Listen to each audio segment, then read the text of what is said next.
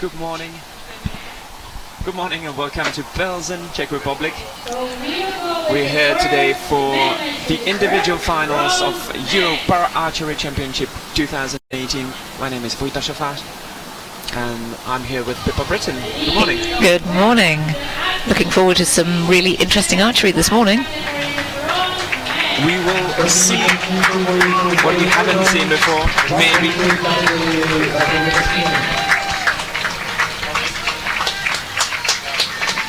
The visually impaired competition. Yes, and visually impaired competition is always so interesting.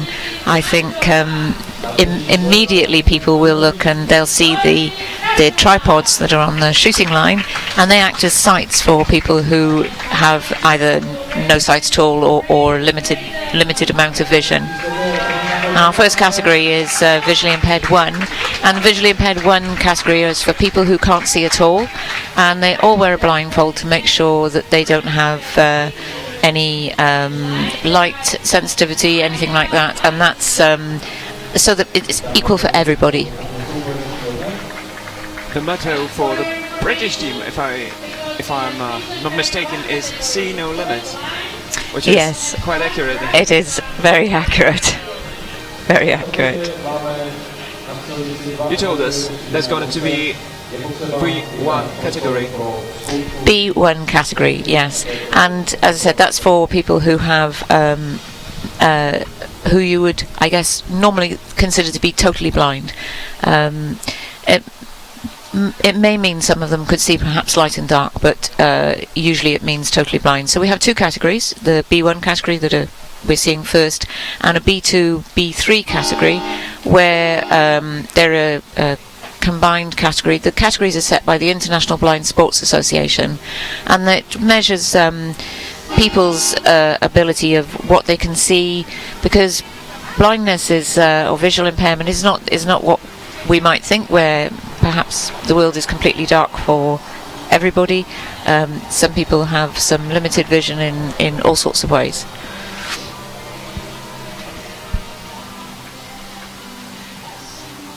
The visually impaired archers are allowed compound or recurve bows.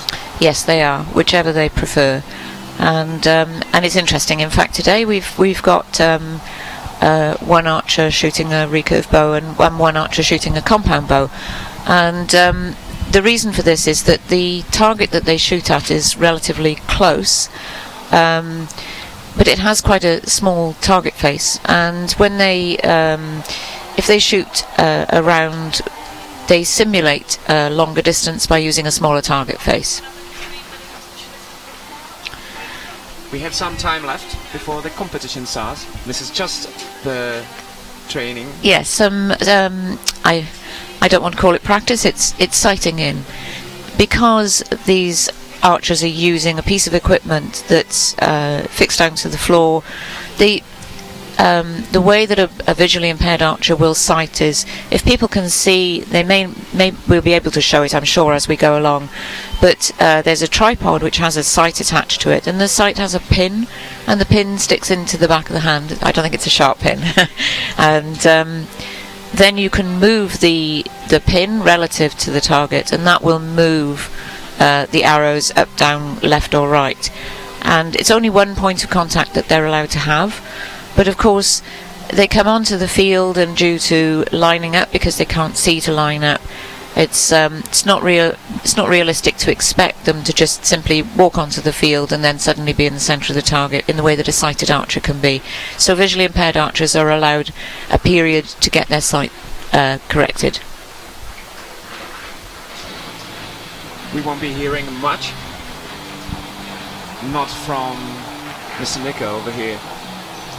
There is some wonderful way of communication between him and his trainer. And his coach, yes, and his spotter, because Richard is actually deaf as well as visually impaired, as well as blind, and that's we think he's the only archer in the world to have this combination. Of course, somebody can correct me, but it really is incredible, and his coach will communicate where his arrows land by marking the position of the arrow on a part of Richard's body, but people may be able to see, it's quite difficult in the corner, I'm sure, but if you watch carefully, you'll be able to see them using a sign language that's by touch rather than by vision.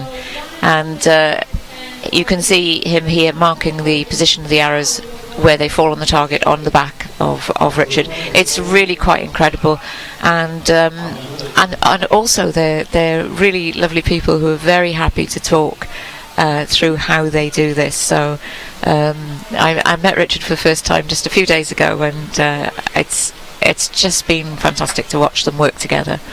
They're a real team, I think.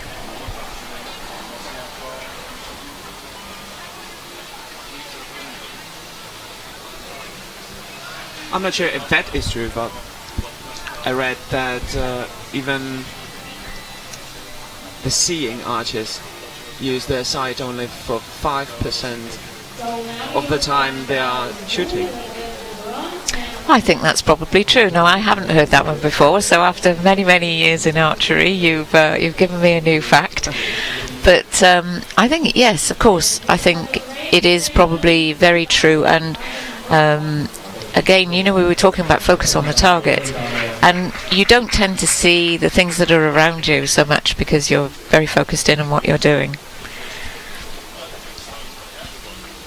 But in terms of technique, of course, it's all about how you feel and not about what you can see. So reproducing a good shot is not at all about just looking at the target. It's about how you move your arms and how you pull the bow back, and this is a really good shot we can see here of that pin in the back of his hand. He'll have to make sure that it's in the back of his hand in the same place every time, because just like any other kind of archery, it's all about reproducing exactly the same shot.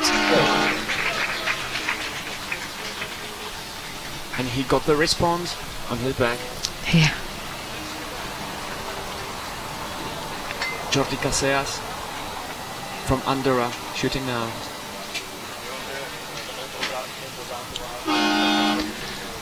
Andorra are relatively new internationally in visually impaired archery. I think they have quite a few archers competing at a national level, but I think this is their first international archer.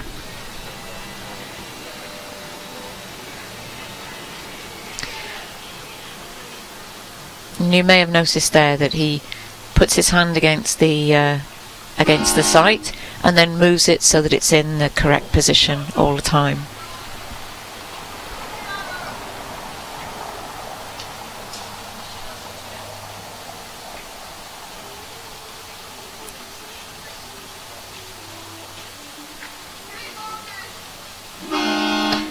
I think he's many lost arrows actually.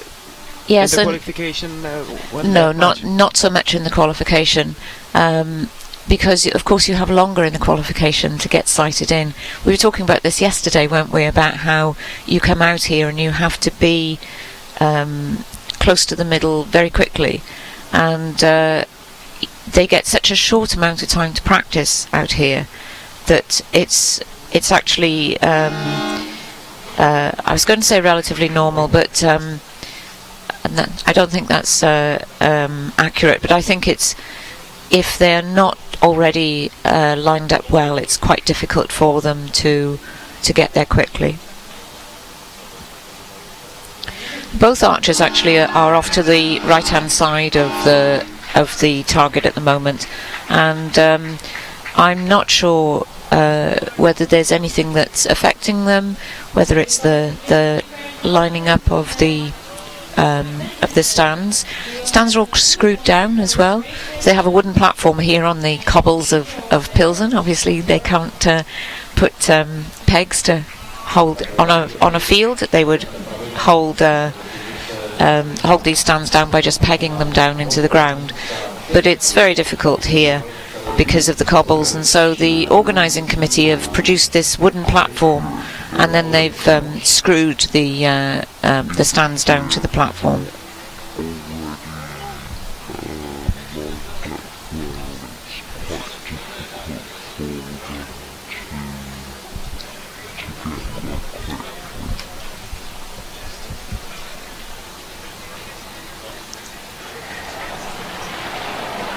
There's been lots of talking to referees. Do you have any idea what's going on? Well, we can't, of course, hear what they're saying. I'm sure it's all about the amount of communication while the archers are actually shooting. I say I'm sure. I'm thinking that this may be the case. The spotters are not allowed to actually provide coaching, just information about where the arrow goes. So it may be that there has been some small infringement in that area, but of course we can't hear.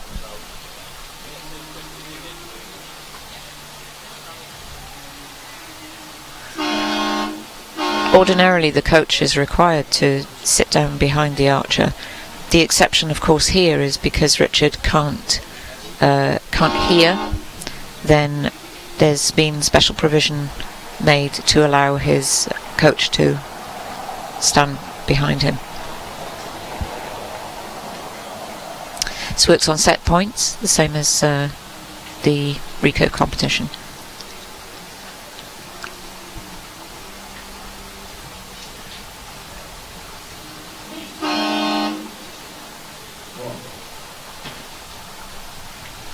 I think Geordie's not having his best day. No.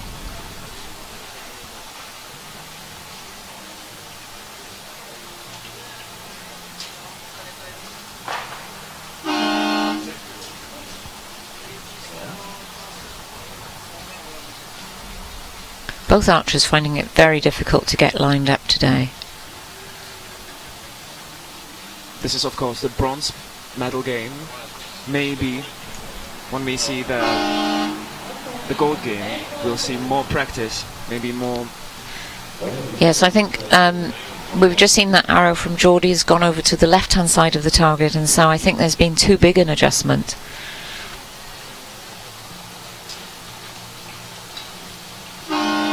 And I don't know how long either of these archers have been shooting, but I know that Richard hasn't been shooting very long. But he has really a very good technique. So it's surprising to see that he hasn't managed to find the centre of the target a little bit more. There's a lot of head shaking going on out there. Exactly.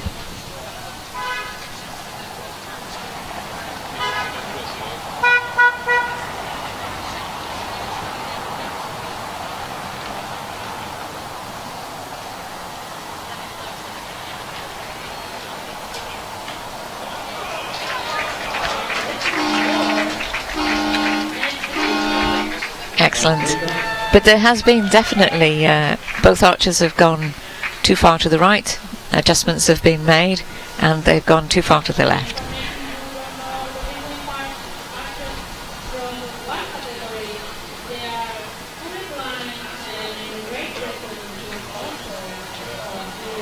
Jordi Casillas lost his sight 18 years ago.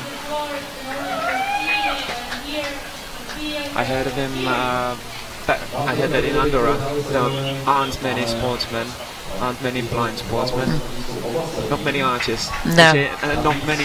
Not much money actually. No. Small country.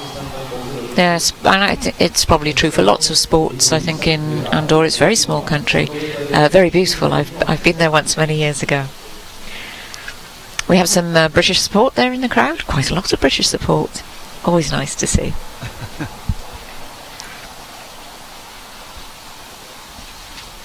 Let's hope more locals will come up. I hope so. But it's early. It's really early, and it's Sunday. Oh, sorry, it's Saturday. It's Saturday.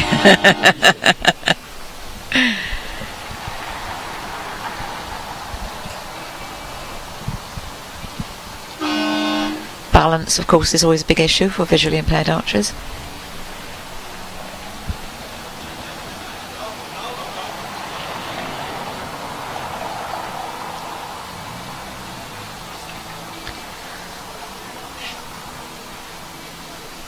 Richard was unaware of which archer was shooting first, and was about to to shoot out of sequence.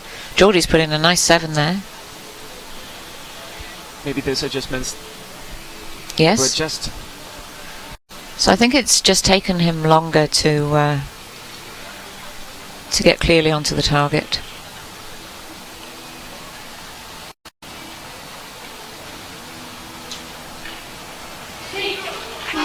Wow.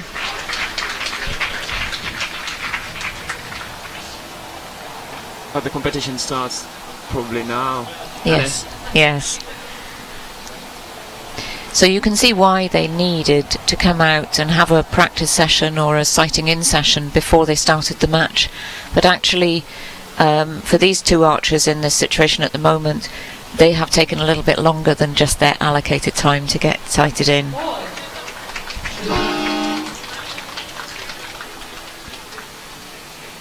What Richard did before, he took his arrow earlier, he wanted to shoot, he was stopped.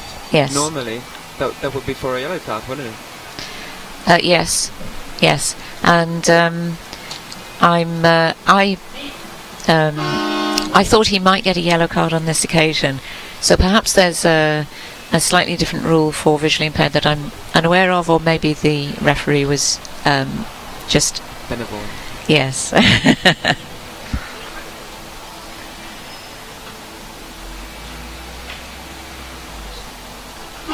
3 great arrows there from Geordie.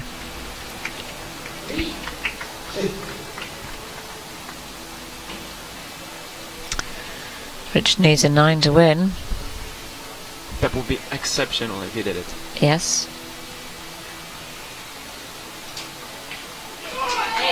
Oh. Wow. You see, it's a little bit of a fight back here from Geordie, and we've suddenly got a really interesting match on our hands. But it has taken these archers not just their sighting in period, but also their first 2 ends to really get settled into the target. As you said, it is all about balancing for the visually impaired. Yes. So they need to be certain they're in exactly the same place every time. So the tripod that they put their hand against, it's also a place they can put their feet. So their feet are in exactly the same place every time.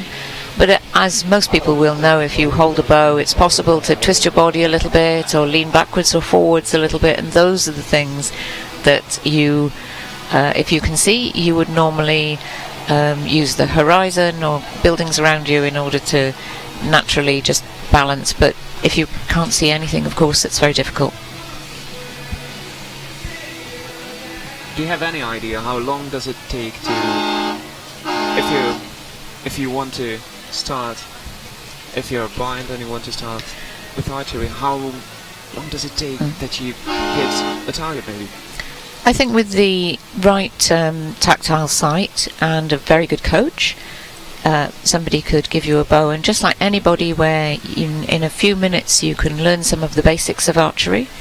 I think that's true for somebody with a visual impairment as well as somebody without, but I think you just start with a target that's closer, but you need the equipment, and of course archery equipment it can be expensive, and these archers need more than just archery equipment. They need the tactile sight as well.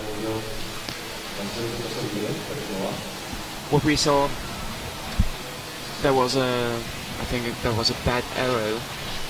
I think so. For Geordie, he didn't have time, not even to shoot. No, I think, and of course they'll both be nervous out there. It's their first international for both of them. That's always a challenge for any archer.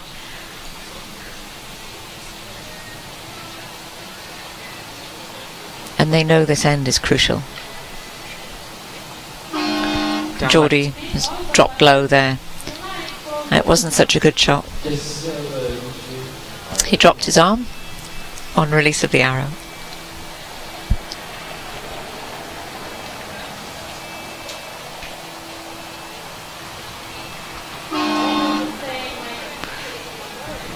Richards also dropped low.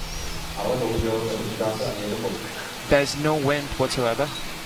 I'm looking at the flag. No, It's none. not moving.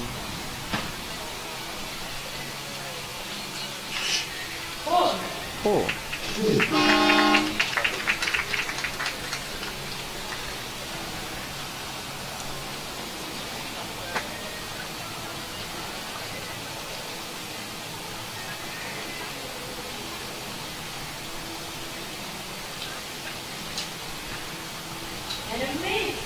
Oh, wow. This is turning into a match. Exactly.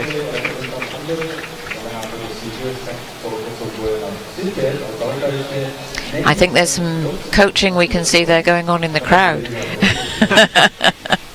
Some of the British team members indicating to each other.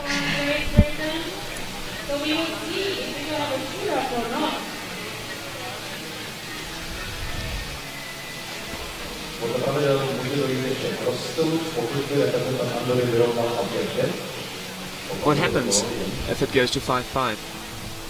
Exactly the same as any other archery match. We have a shooter. One arrow each? Yes.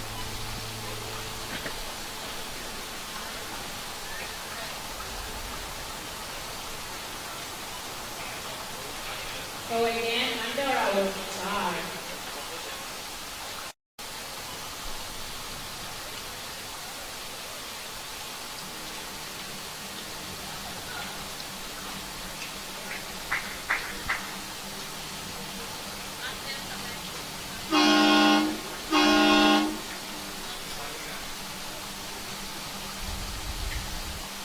The rules must be a little simpler, because I see a lot of errors out of the quote prematurely.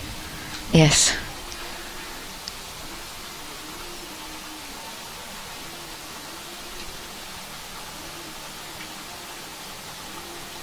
We can see the technique. Now he's touching the pin. That's a good shot. And you could clearly see in that shot as well that it's an ordinary archery sight that's mounted on top of that tripod.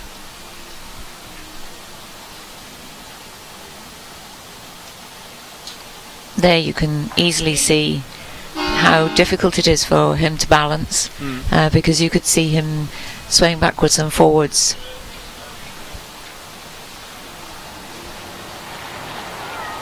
And although these archers are required to wear blindfolds or blackout glasses to shoot. Wow. Wow, that's a great shot.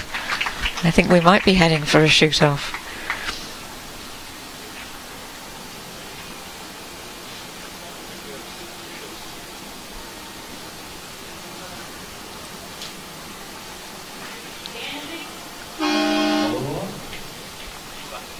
I'm not really sure. Is Richard having any information on his opponent's results? Probably between sets? I think probably between ends he will be told. But that would be between him and his coach. Of course, if he was able to hear, he would know.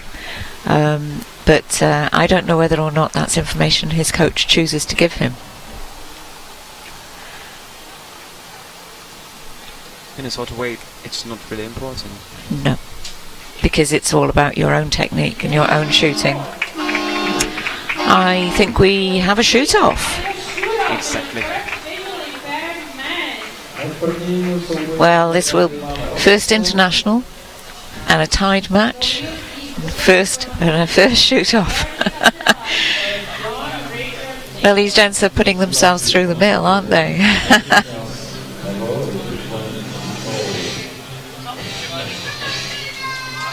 I think that Jordi and his coach Carlos are in a little bit advantage. I think that Jordi managed to focus, to aim Yes. properly, whereas Richard maybe is still finding himself. Yes, and of course, because he can't hear, then I think he has more of a disadvantage. To have to do everything through sign language by touch. Of course, it's got to be very difficult for him. But we've seen him produce some good arrows, so we'll just have to wait and see what happens now.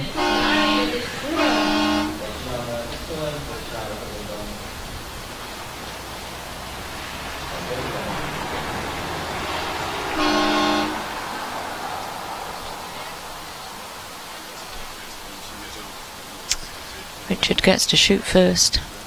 Let's hope his nerves don't get the better of him.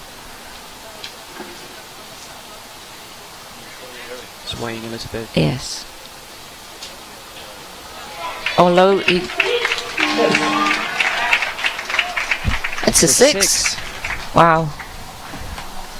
What can Geordie do?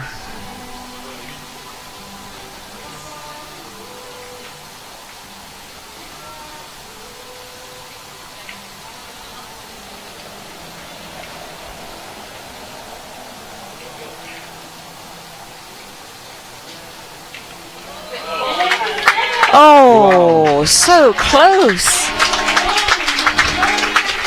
So close. Incredible. Yes. I have to say incredible.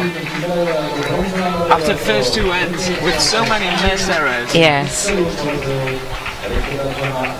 And I think, as I said, I think that really just shows people that, you know, why these archers need to come out, have their practice arrows first. But on this occasion, they needed those extra 6 arrows, didn't they, to really get going. And this is a great thing. There's such camaraderie and such friendship between all of the archers and their coaches. It's just it's fantastic to see. I'm sure Richard will be disappointed, but also very proud that he's come this far and happy for his opponent. It's the first medal ever for Jordi Casillas. I mean, international. Yes. Well, now we'll see the gold medal game between Italy and Cyprus. It's Matteo Panariello and Christos Misas. Yes. There is something very interesting about Matteo Panariello, because he got the world's record already early in the competition. In the qualification round, yes, and it's great, isn't it, to see world records being broken. And I'm really looking forward how the competitors will cope with the aiming.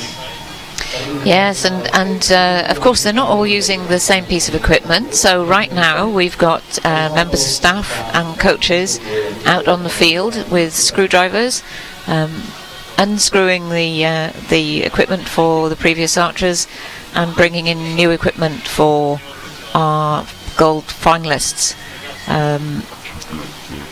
So that's a really interesting thing to see. The cameraman's not showing it, but we're getting a really interesting view at the moment. During the qualification, all this equipment was just strapped into the ground, which is impossible here. Yes, yes, of course.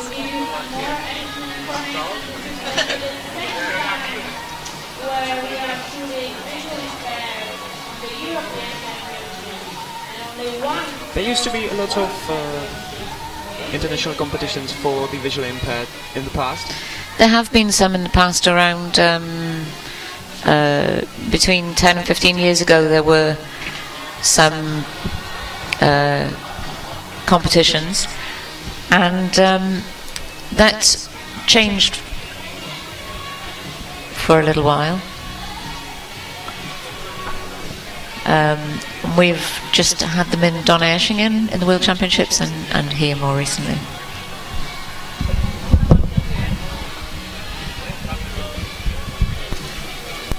I don't like it.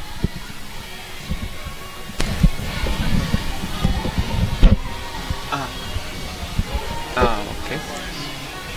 Why so? Why it stopped? There was a period of time where the regulations were one way, and there were questions around whether this was fair competition. Also, with some relatively new sports, of course, they bring in rules and regulations for how the sport should be governed, or how the rules should work. If then over time they look at the rules and decide whether they're right or wrong, or whether they need changing. So there aren't that many visually impaired archers. The numbers of archers were fairly small, not growing at all, and they decided it would be a really good thing to look at the rules to see if we could encourage more visually impaired archers across the world to get involved. And they've developed two categories instead of one category, which it was in the past. So there was a period of time when the rules and regulations were being changed, and of course since then we've had the two categories. We've had them in the World Championships and European Championships over the past few years. So there was a little break in the middle while all of this was being worked out. I found out that Britain is quite strong in this particular area. Yes, and I think we have a really thriving archery community within British blind sport, and also some of the British archers and coaches have been involved in offering suggestions to the international World Archery, for example, and in what the rules should look like, because of course there's nobody better judged to tell you what it feels like to be a visually impaired archer than a visually impaired archer. I can give you my opinion, but of course it's not the same opinion as somebody who actually is living this life.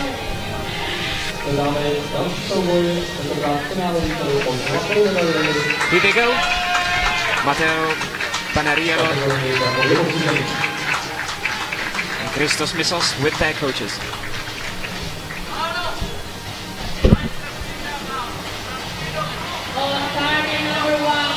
The equipment has changed, but and the principles is always the same. Yeah, the principle is always the same. The equipment that we saw for the previous match, both archers were using like a camera tripod to support their sight, and these archers have got tripods, but they just constructed in a slightly different way. Of course, they're different heights depending on the height of the archer, and it's different archers will want different adjustment for the way that they stand, for example. So you have somewhere to put your feet against a bar or plate at the bottom. Then it depends on whether you like to lean forward or backward, whether or not you need something with a little angle on it, or so it's just different for different people. But they'll be set up so that the framework of it is exactly the same every time, and their spotter or coach will line it up with the targets. It's lined up exactly the same every time. Well, this is the only logical explanation, because when you tell somebody that they are going to be visually impaired archers, a lot of people told me it's hard enough to shoot an arrow if you can see. Yes.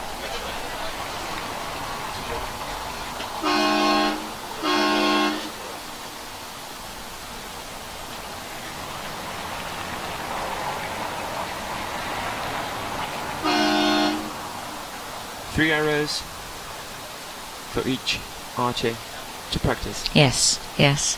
My introduction to visually impaired archery came very early in my career. I joined a local archery club.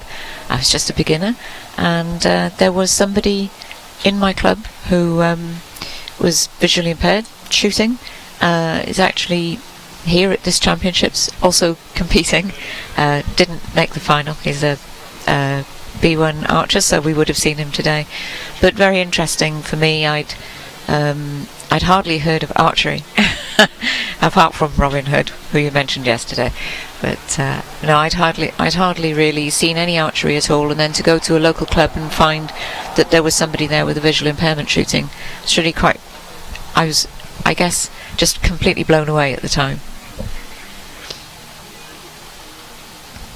There's some very snazzy eye shades there.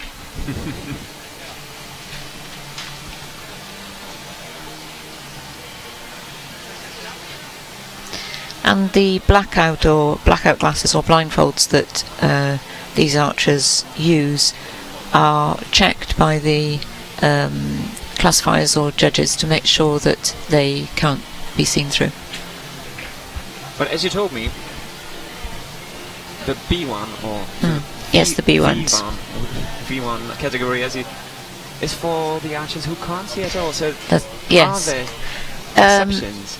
No, typically it's just down to how much light and shade that people can see. That's at least my understanding, is that it comes down to that. But this is in this category, because it's for people who are totally without sight. Then you need it to be clear and level for absolutely everybody.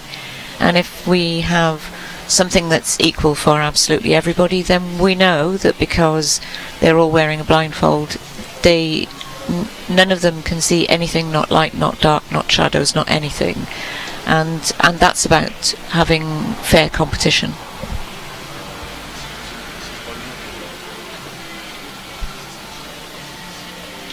If you look at the arrow at the targets, there is some improvement going on. And this is the gold medal match, so I would really hope that these archers, because they're more experienced, would be able to adjust their sights more quickly in this practice end to get onto the target. And again, we have one archer shooting a recurve and one archer shooting a compound, and because the target's at a relatively short distance, it doesn't actually have a massive impact on the scores. It's personal choice.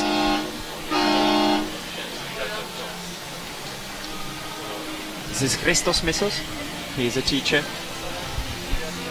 He is a teacher of physical education for blind people on Cyprus. Well, I didn't know that.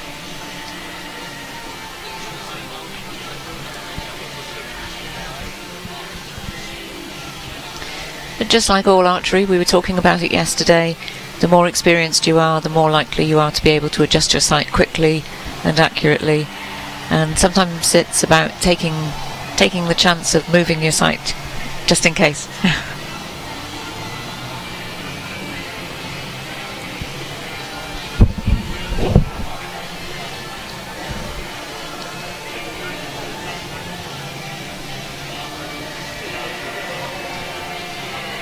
Whether the relationship between visually impaired archer and his coach must be even stronger than in any other type of archery. Yes, and I think the relationship between a coach and an archer is very much based around trust, and to have a really good coaching relationship is very important to how you improve it in any sport. But of course, if you can't see, you absolutely have to trust your coach.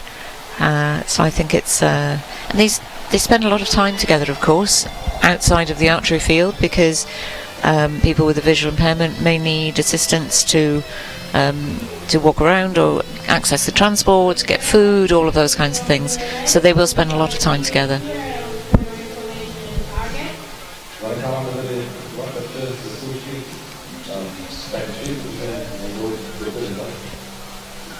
Now we are going for the gold match for Italy. Matteo is going to start.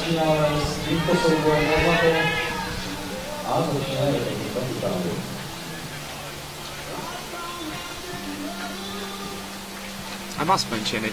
Matteo's side looks a bit more massive than the other ones.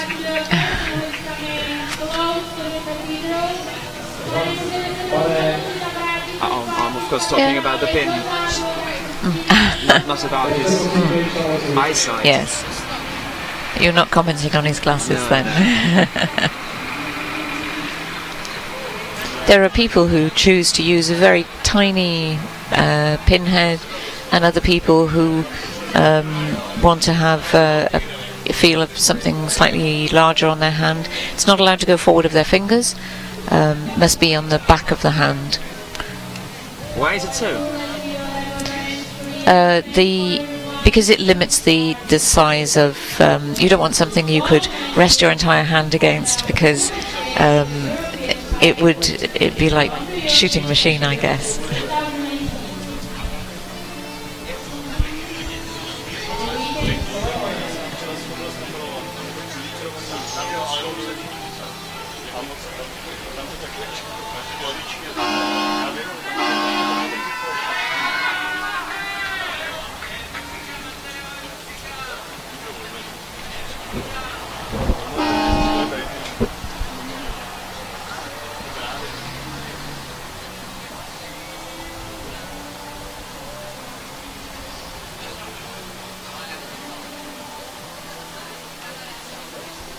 He's taking his time.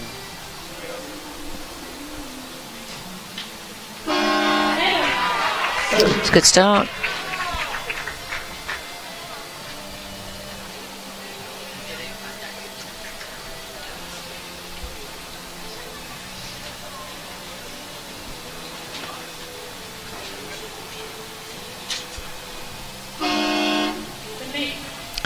That's a shame. I just think he shot that very quickly. Yeah.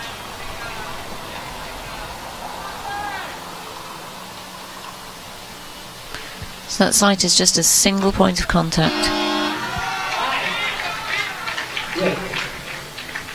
It's a 5, I think. Yes.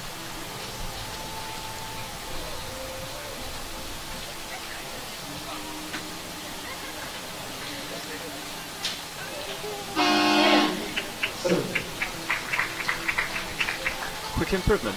Yes. And there is a huge difference between the aiming time of both Yes. competitors.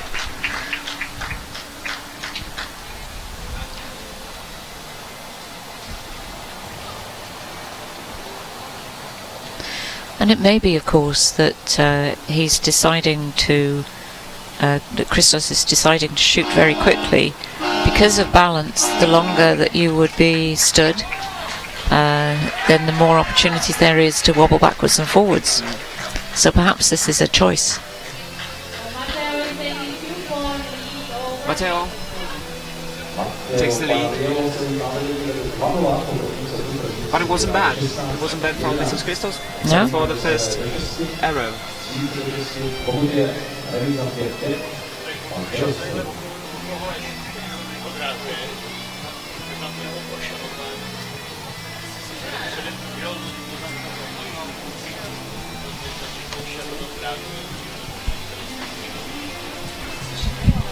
I know this is going to come up later, but can you tell me, because visually impaired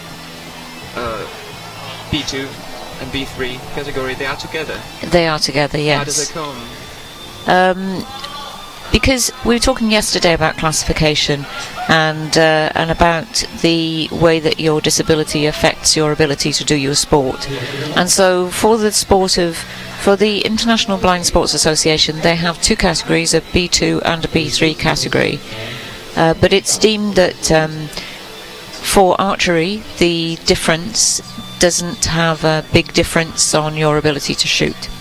But for some other sports, it might have a bigger difference, and so that's why there are two categories combined for archery, but they might be two separate categories in a different sport.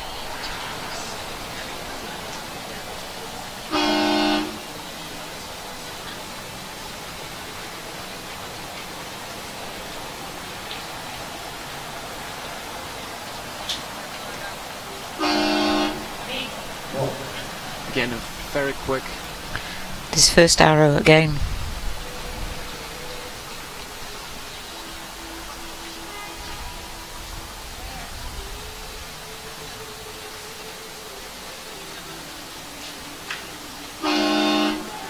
It's a 4.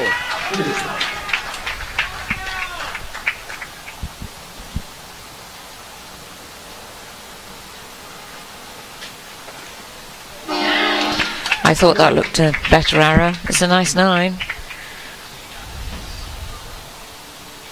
His release was really strong on that.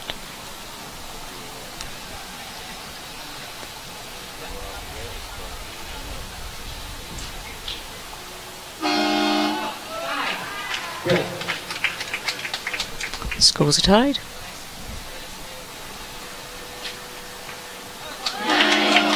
Wow. I think that Mrs. Christos is getting into it. I think so.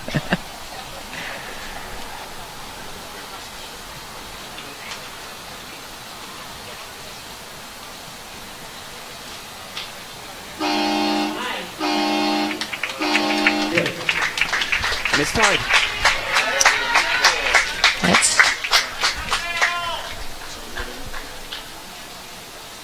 So very nice shooting. We have 2-2. 80 points for Cyprus and 14 for Italy. I don't know who's going to win this match. I think it's going to be very close all the way through. So let's hear some cheering for Italy.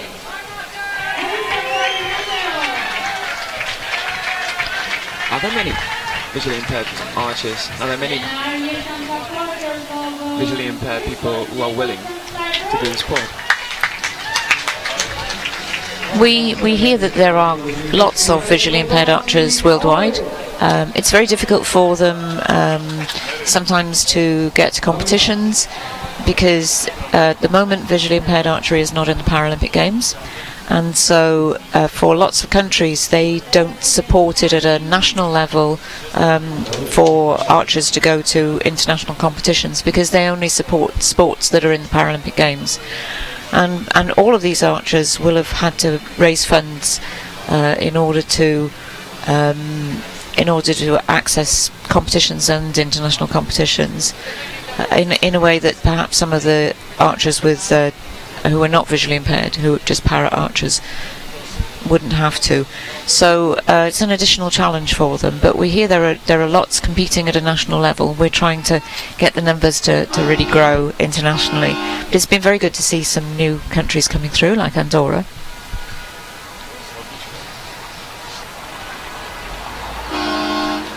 We have very many in Italy, France, UK, America.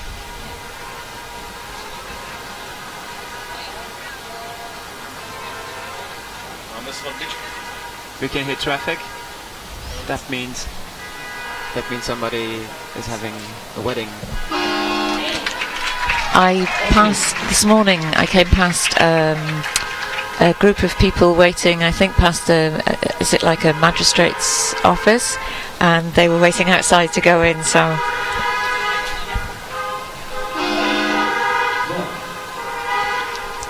It seems always to be Christos' first arrow.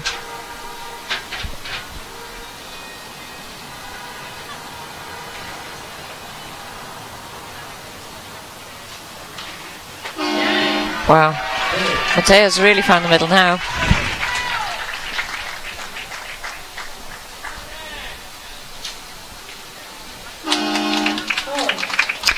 Maybe it was all the cheering from the Italians in the crowd.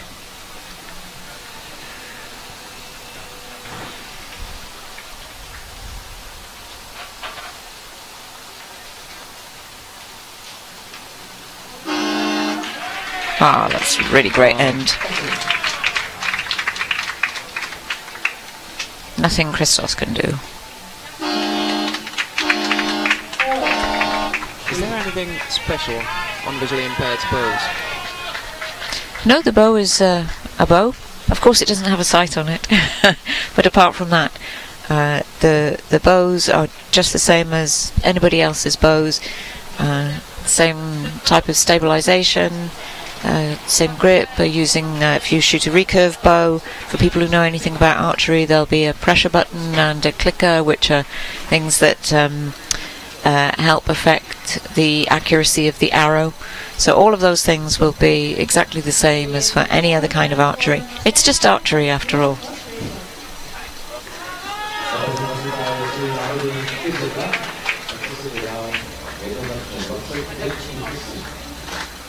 And the main difference that you see between using a compound bow and using a recurve bow is usually that the way that you let go of the string is different. So with a recurve bow you use what they call a finger tab, so you just use your fingers to release the string, and with a compound bow typically you have something called a release aid, which is a mechanical device.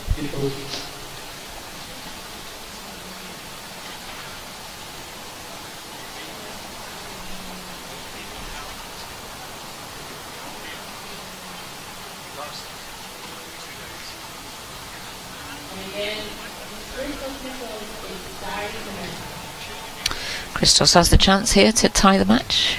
Yes, and Matteo has the chance to win, yeah. And there's a gold medal resting on this.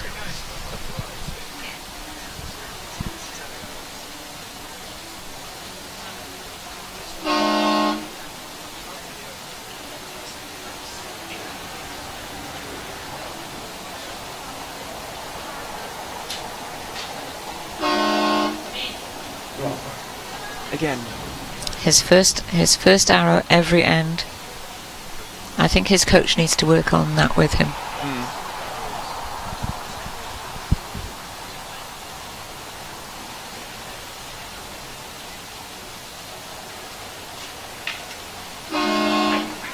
Four.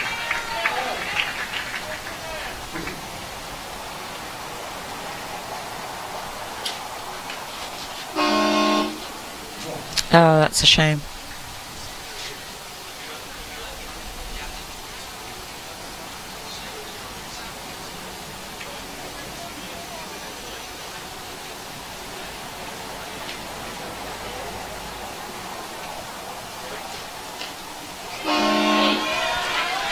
It's a good shot. And that's going to be it. It's not possible to get 12 points with one arrow.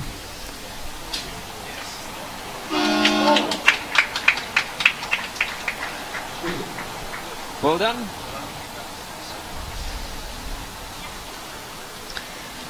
Still, the match needs to finish.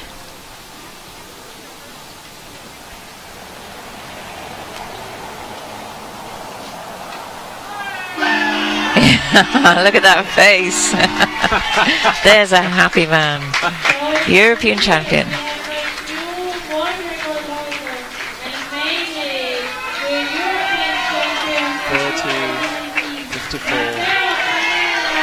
71 points altogether. Am I counting right? I don't know, I need to get my calculator out. Oh, that's so good to see.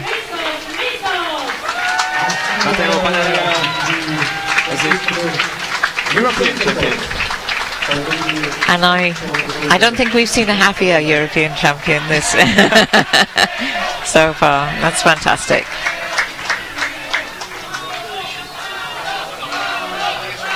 And that's fantastic, isn't it, to see?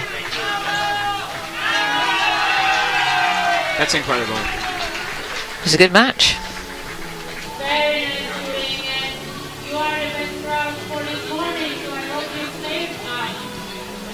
I think a lot of experience for Mrs. Christos. There Yes. was some weak points.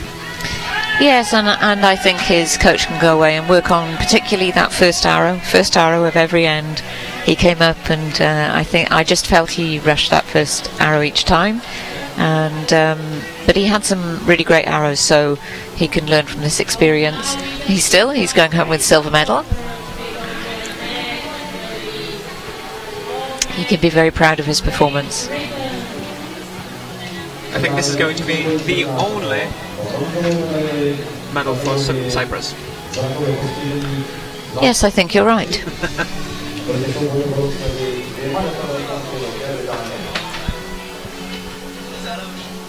Well, the site is being rebuilt. We'll get to you in a few minutes. For sure.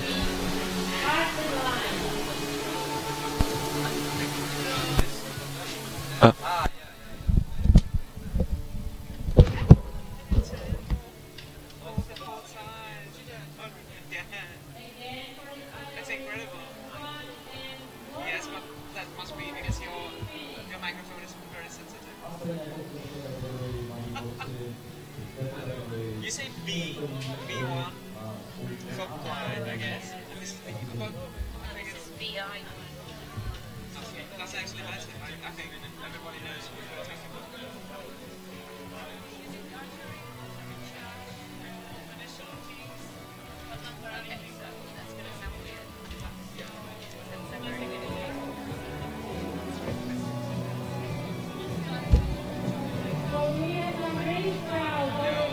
I think that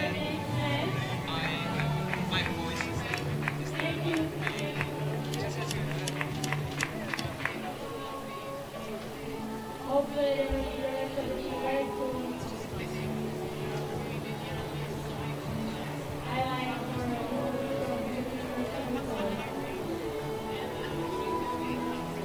yes, that's a funny thing about it, yes.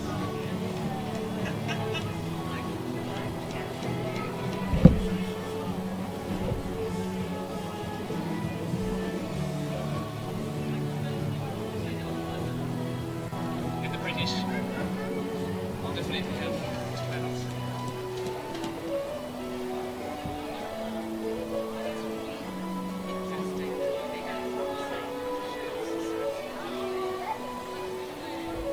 Should I ask?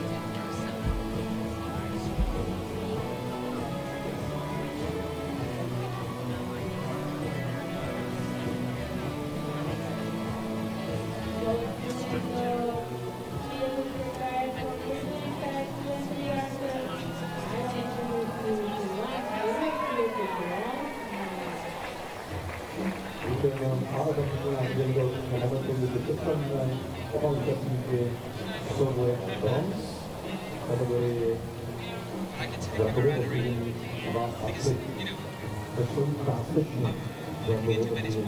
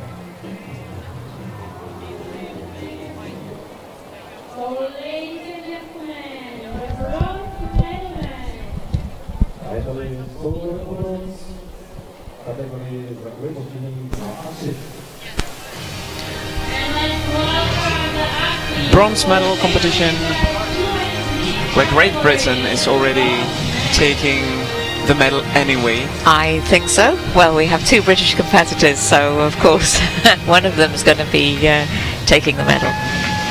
Nicholas Thompson and Philip Twente. Yes, both of these archers are reasonably experienced. I'm not certain how experienced internationally they both are, but certainly we see them around quite a lot. So, and their sights have been set up for them already. We've had the volunteers out on the field with their screwdrivers.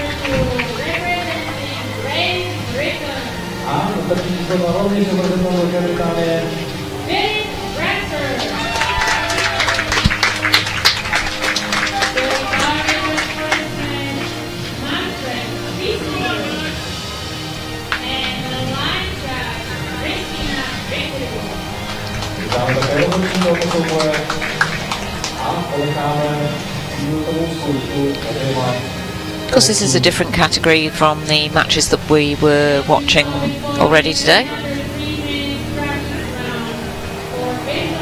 Are there different rules? They shoot at the same target, they use the same tactile sight. The only rule is around classification, and these archers don't have to wear a blindfold. So if they have a small amount of sight, they are able to use it. Does that mean that we are going to see more accurate results? More accurate shots? Yes, I think so. And there is a big difference, quite a big difference in the world record, for example, between the visual impaired 1 category, visually impaired 2-3 category.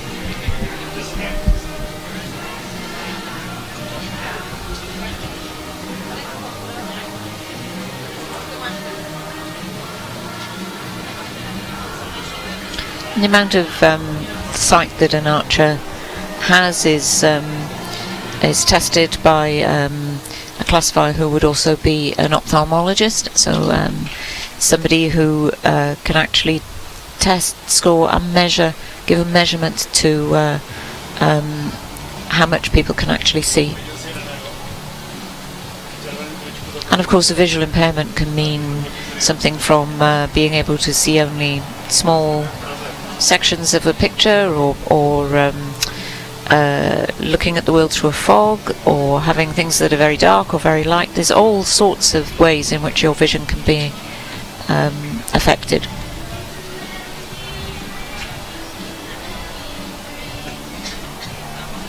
Can you provide any information on those archers? I think that Philip I think was in Donaueschingen 2 years ago, I believe, and I'm sure he won a medal, but I can't think which colour it was.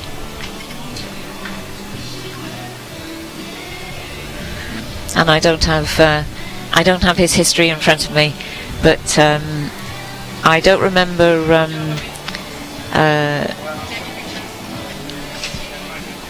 Well, I know he definitely didn't win the gold medal, because I remember the gold medalist is somebody who's in the gold medal match here, also Steve Prowse. So I can't remember what colour of medal, but I know that he has a World Championship medal.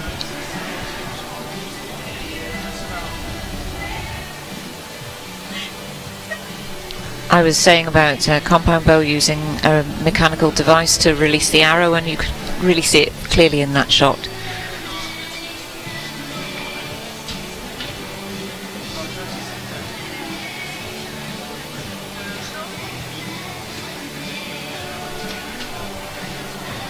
We can already see that the target is full of arrows. Yes, I expect to see some very good results.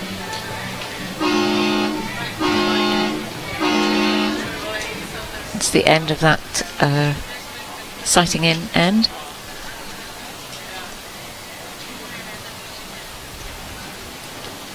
Well, there are 3 Britons involved in the final games, final matches. Yes, and I think it very often happens in a country that if you have 1 or 2 archers who are particularly good, then they inspire other archers, and also the coaches become quite expert. So when new archers come along, they've already learnt the best way to construct a tactile sight, for example, or the best way to coach someone with a visual impairment. Whereas other countries where it's relatively new, they may be trying to find their own way and their own techniques. So I think you very often see that in all sorts of sports, don't you, where you have somebody who's very good, the coaches become very good, and then there's almost like a constant stream of people that come through. British cycling, I think, is a really good example of that, how they weren't fantastic 20 or so years ago, and then they started to become good. The coaches understood how to make good cyclists, and now we seem to have every Olympic Games we seem to have more good cyclists. So I think it works the same way. So I think that's one of the reasons we've had very strong visually impaired archery in Britain for probably 20 years or more, and so that's why we see a constant stream coming through.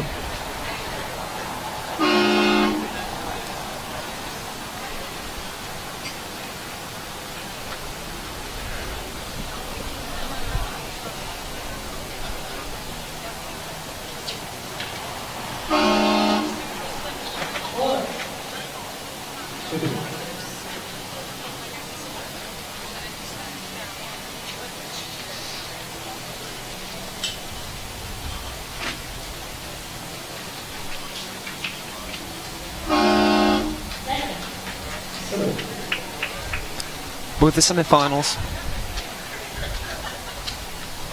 were quite straightforward. You can see that Nicholas Thomas lost to Steve Prowse. Yes. And Nicholas, I think he had said to me recently that he hadn't been shooting a very long time, but he really enjoys archery. He was so enthusiastic when I spoke to him.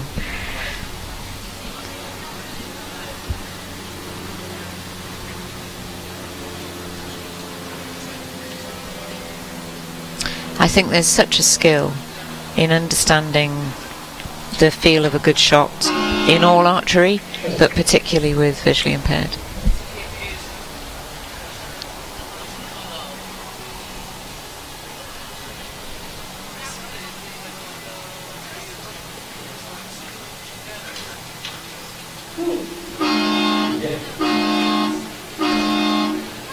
I think we've not had that score confirmed.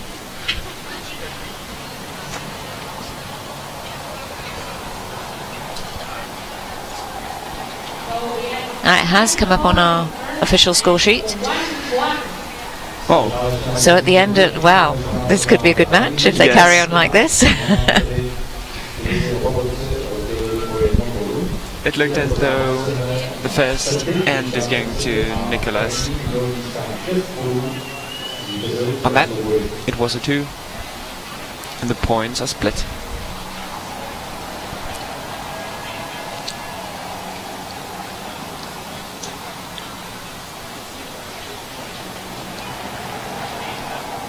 I can see him out there with a towel wiping his hand. I don't know if his hand is a little sweaty because he's nervous, or whether it's because it's starting to get quite warm here today.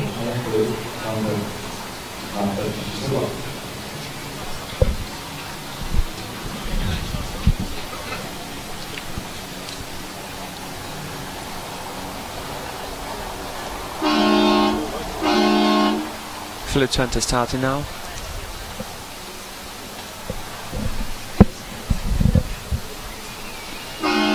It's usually the lowest scoring archer from the previous end who starts first, but if the score is tied, then it's the archer that who started first in the first instance. All of his arrows are a little to the left.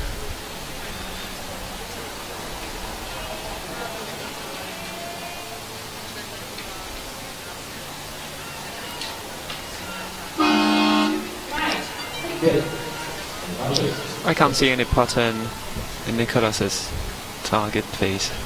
No, not yet.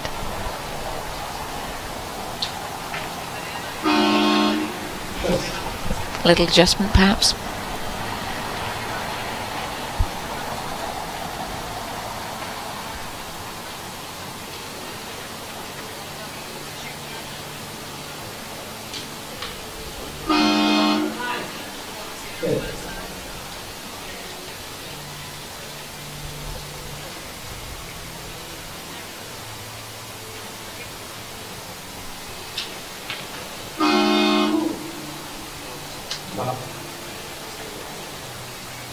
Almost next door to his first arrow.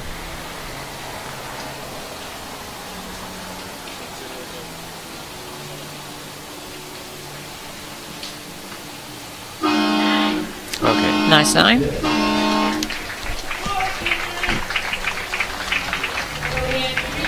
Nicholas Thomas, the younger of the two, is in the lead. But younger not always means less experience, I'm sorry. Yes, and experience is important in archery. We see very many archers who will be competing. We had some years ago, we had a world champion who was world champion in a team. I think he was 65. We've had very many people who've carried on competing really much older than in very many other sports. It's one of the really great things about archery, is that it doesn't matter if you have an impairment that affects your mobility or your sight, or whether you're old or you're young, if you disability, no disability, everybody can do archery.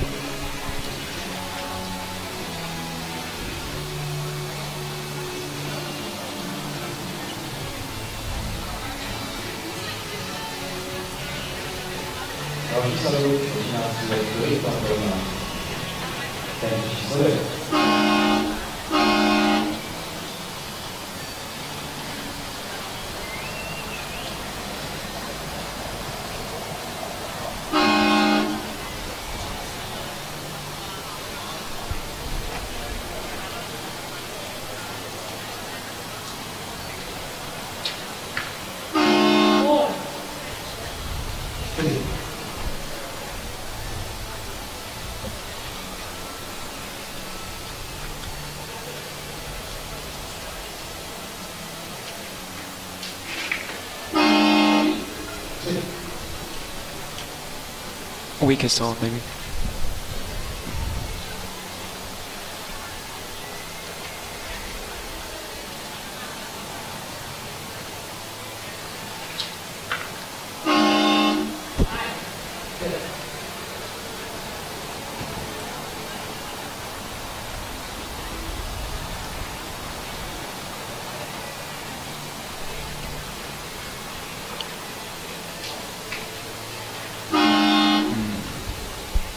I think that may have touched the line.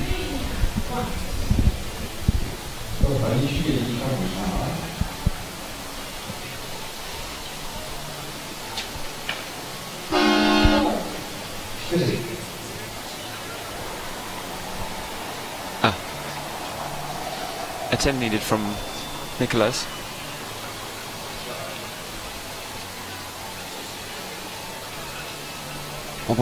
We'll see after the correction. We will.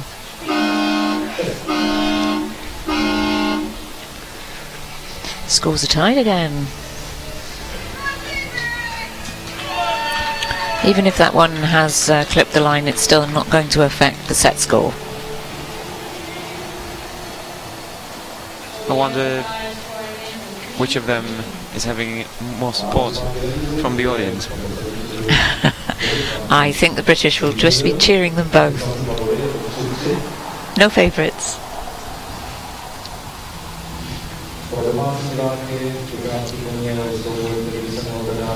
I'm sure they'd like them both to win, but it's not possible.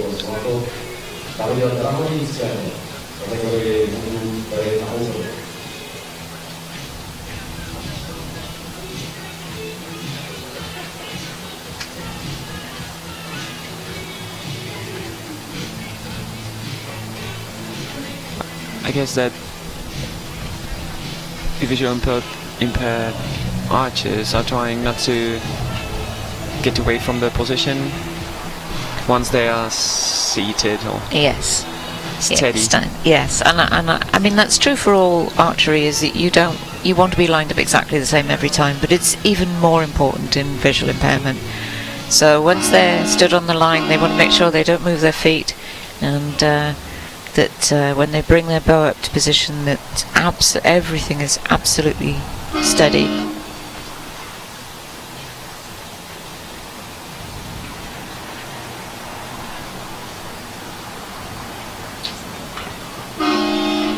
It's a good start.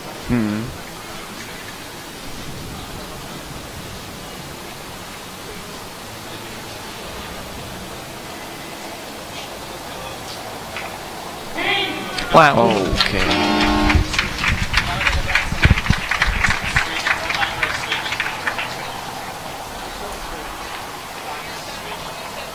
The timer for both competitors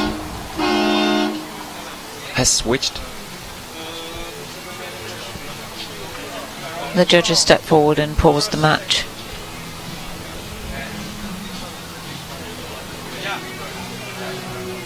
It's a very important job, of course, of the spotter right now, is to make sure that the archers realise that the judge is in front of them. They're ready to shoot.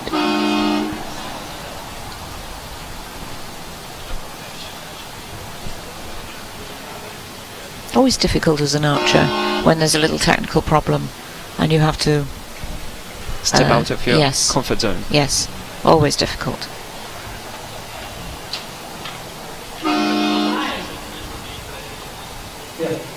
Yesterday there was a small problem with the counter, Yes, and one of the finals has been interrupted for 2 times. yes. Never easy.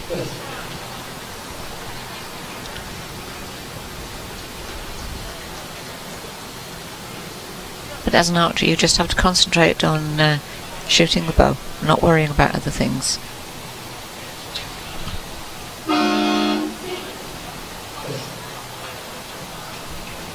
He really has a very good group just to the left of the gold.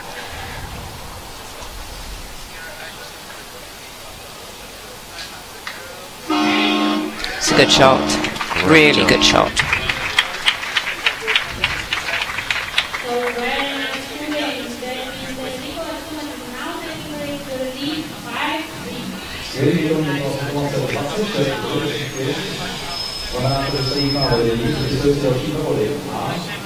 5-3. Nicholas made 2 tens now. Yes, good technique and lined up right. That's where you'd expect them to be. You can see Philip adjusting his side. Maybe he heard that I had said he had such a good group on the left-hand side.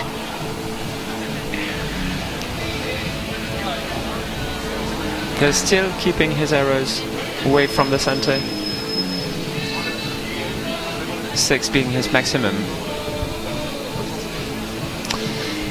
Yes, I think that's something we were talking, I've mentioned a few times about how quickly you adjust your sight and that having the confidence to do that. And I think this is something that that he'll be able to take out of this match. Still, match isn't over yet.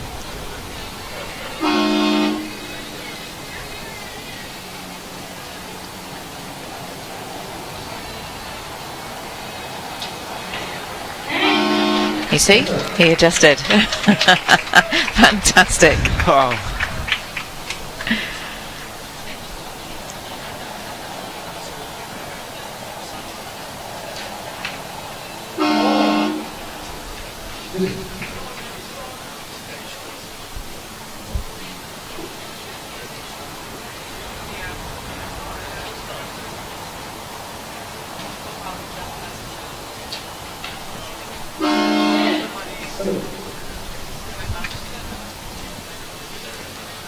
He certainly improved.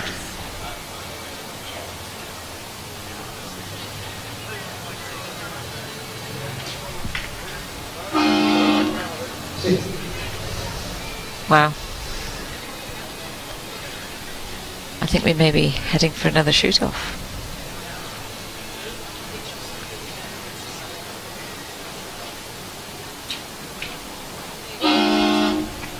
That's a great end, a really great end.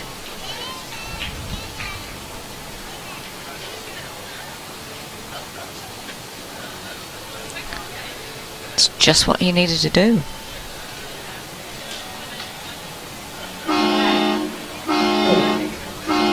Lovely group from Nicholas. But it looks like he's not lined up in exactly the same way as he was when he shot those 10s last hand. Wow, what a match. Another shoot-off. Yes. About Nicholas, What happened? It was such a good end before.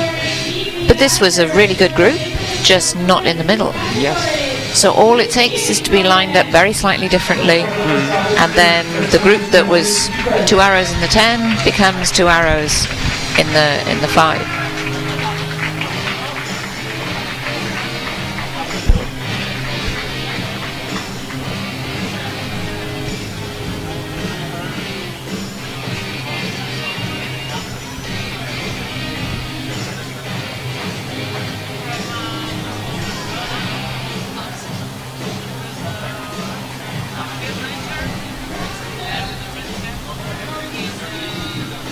Not much conversation between the coaches and the archers.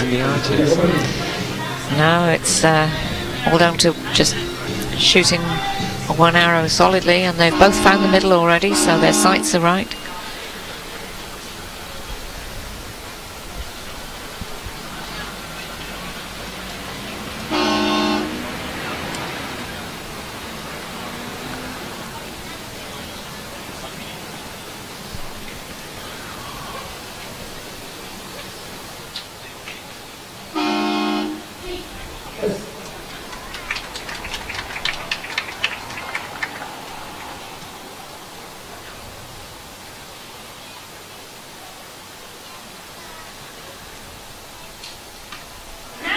Oh, just when he needed it.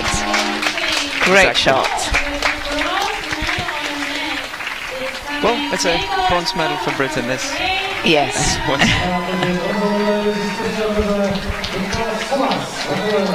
Nicholas Thomas winning the bronze after shoot-off with a 9. Yes, just when he needed it, and so nice to see Philip applauding as well. And again, they've enjoyed that match between each other. Both very happy archers, I think. Real shame that they can't give two bronze medals. Well, but Great Britain is going to compete for the gold medal. Yes, and I'm hoping that we're going to have another really exciting match. Steve Prowse against Giovanni Maria Vaccaro. In a few minutes, we'll be back.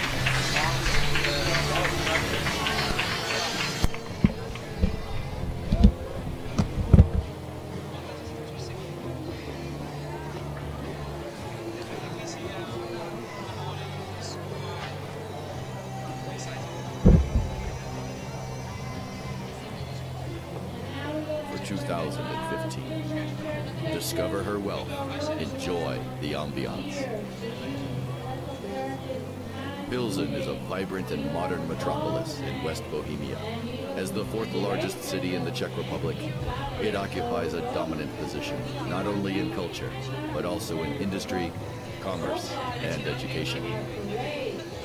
Around the world, Pilsen is famous, especially for the engineering giant Skoda and the legendary Pilsner Urquell. Visitors can admire the traditional production of this world-famous beer at unique brewery tours. A special lager, Pilsner Urquell created its distinctive flavor around the mid-19th century, when the famous brewery was built in Pilsen and became the world capital of beer. The historic city center is a reflection of Pilsen history, and represented here are a variety of architectural styles, from Gothic architecture through the 20th century. Dominating the historic center of the town is the main square, Republic Square. Pilsen is proud of several architectural treasures, including the 16th century Renaissance Town Hall, the Gothic Cathedral, St. Bartholomew, with the highest church tower in the Czech Republic, the Baroque Plague Column, and the Franciscan Monastery. An exceptional place with an incredibly special atmosphere is the Great Synagogue, one of the largest in the world. Equally attractive are several cultural institutions. The Old Meat Market, now housing the West Bohemian Gallery, and the Neo-Renaissance West Bohemian Museum, where one can find many fascinating exhibitions. Facilities for cultural events make up the Art Nouveau Burgers Hall, and especially the J.K. Teal Theater, which celebrates its success both at home and abroad. Opera, theater, ballet, and musicals are enjoyed in this renowned Pilsen theater. Visitors and locals alike love to relish. Welcome to Pilsen, European Capital of Culture for 2015. Discover her wealth. Enjoy the ambiance. Pilsen is a vibrant and modern metropolis in West Bohemia. As the fourth largest city in the Czech Republic, it occupies a dominant position, not only in culture, but also in industry, commerce, and education. Around the world, Pilsen is famous, especially for the engineering giant Škoda and the legendary Pilsner Urquell. Visitors can admire the traditional production of this world-famous beer at unique brewery tours. A special lager, Pilsner Urquell created its distinctive flavor around the mid-19th century, when the famous brewery was built in Pilsen and became the world capital of beer. The historic city center is a reflection of Pilsen history, and represented here are a variety of architectural styles, from Gothic architecture through the 20th century. Dominating the historic center of the town is the main square, Republic Square. Pilsen is proud of several architectural treasures, including the 16th century Renaissance Town Hall, the Gothic Cathedral, St. Bartholomew, with the highest church tower in the Czech Republic, the Baroque plague column.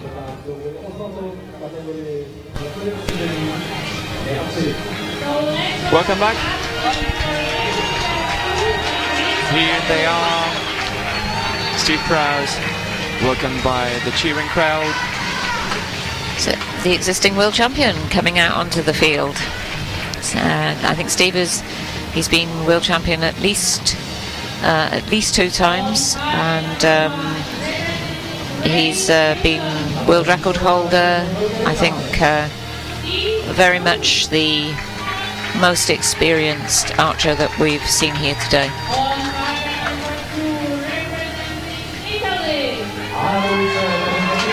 Giovanni Maria Vaccaro for Italy on the other side.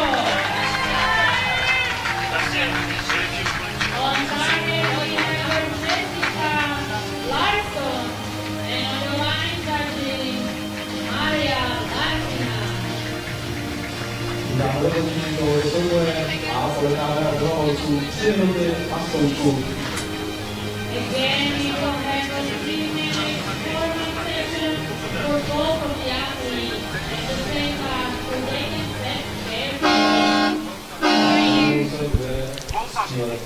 so they can set John Price been for a long time in the area, as he said. Yes. I believe he was world champion in 2007 in Korea. So, and this was under the old regulations we were talking about earlier. So, yes, very experienced. And of course, world champion Donny Ashingen 2 years ago. 2 years ago, I think. Last year? No, 3 years ago. 3 years ago. And of course, I believe last year in Beijing, World Championships.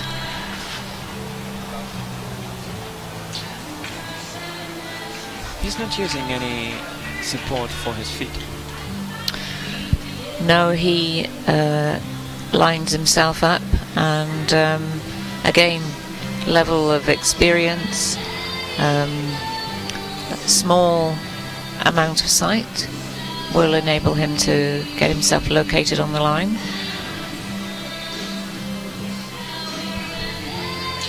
And he has foot placement. Of course, his spotter can make sure that his feet are in the right place and tell him to adjust them.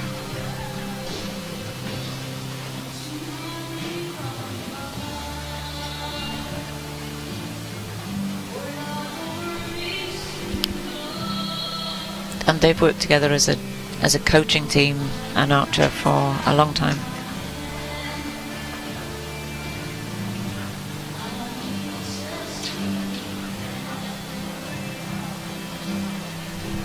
What's the relationship between them?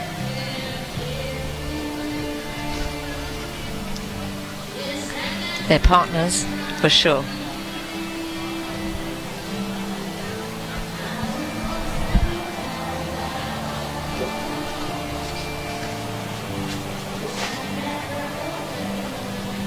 I have to say, I love the looks of John Perez.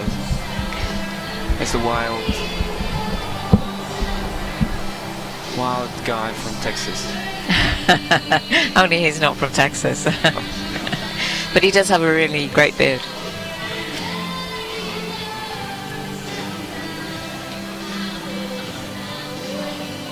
I think there's quite a fashion at the moment for beards. That's true.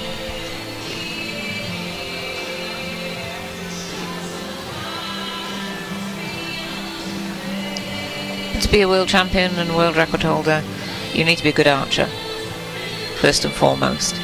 And he really has a very solid technique. Shoots exactly the same every time. I expect to see some good results today.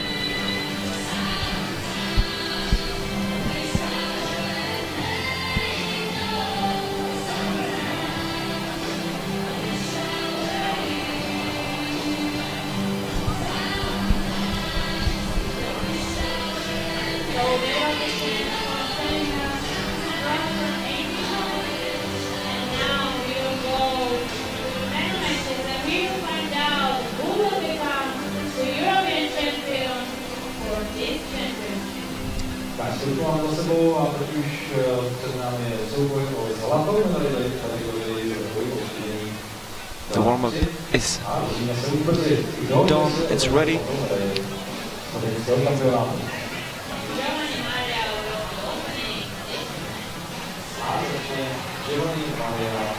Giovanni Maria Vaccaro is about to start.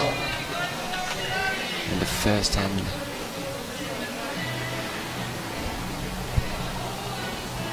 Just the same as every other match, lower ranked archer starts.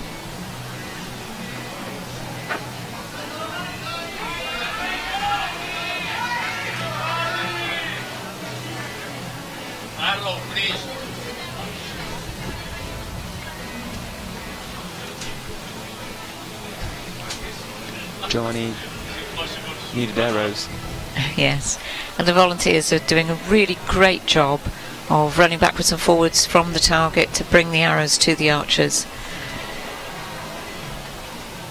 In the qualification round, coaches walk backwards and forwards to pull the arrows from the target, collect them, bring them back to the archers. But in all of the medal matches, you've got volunteers who are collecting the arrows at the target. They're running up behind the scenes and then bringing arrows to the archers. All the volunteers here doing a fantastic job. Not only that, they are enjoying it. That's great.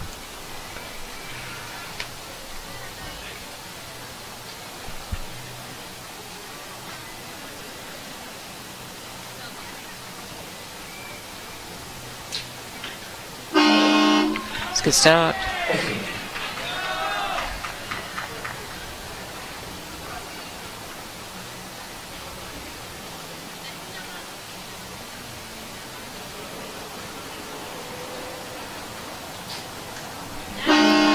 Great technique.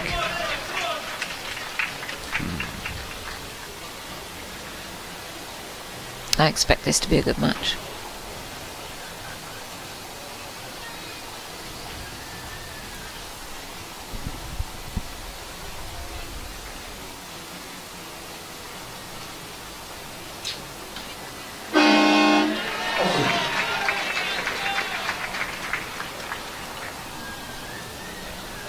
I think there's a lot of pressure on Steve though, because he's been at the top for so long.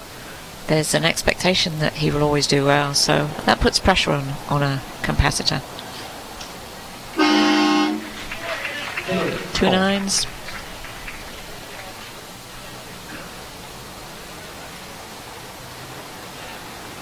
Well, of course, but it's quite a challenge for Giovanni. Yes. And against a reputation of somebody who's a world champion, you have to be a little bit like not fearful, but a little wary of competing against a champion. Scores are tied, though. It's a really good start. But we can see the small area of Steve's errors. Yes. And the Really great grouping. Really great grouping. Just a small bit to the left of the gold. But those, the size of that group of arrow, he could have easily had them all in the gold if his sight had been adjusted a little bit.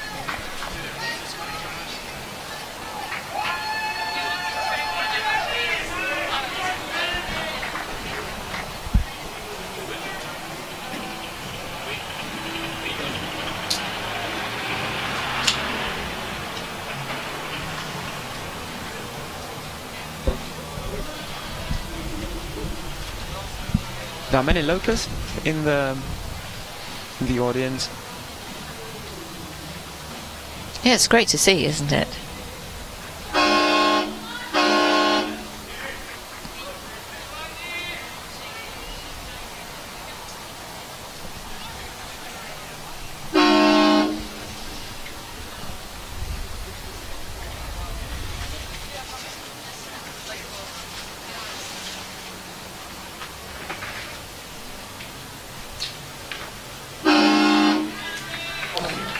Looked like a great shot, but it is just outside the 9.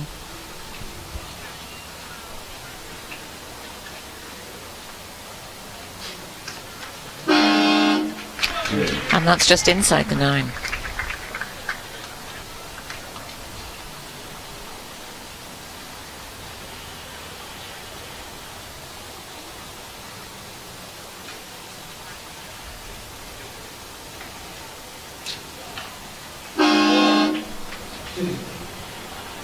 Oh, I think Steve won't let him get away with that.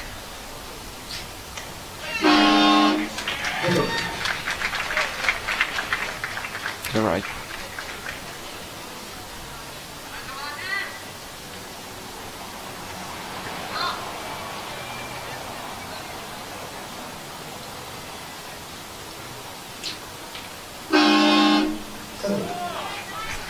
Just a little bit low, I think. What can Steve do with this last arrow?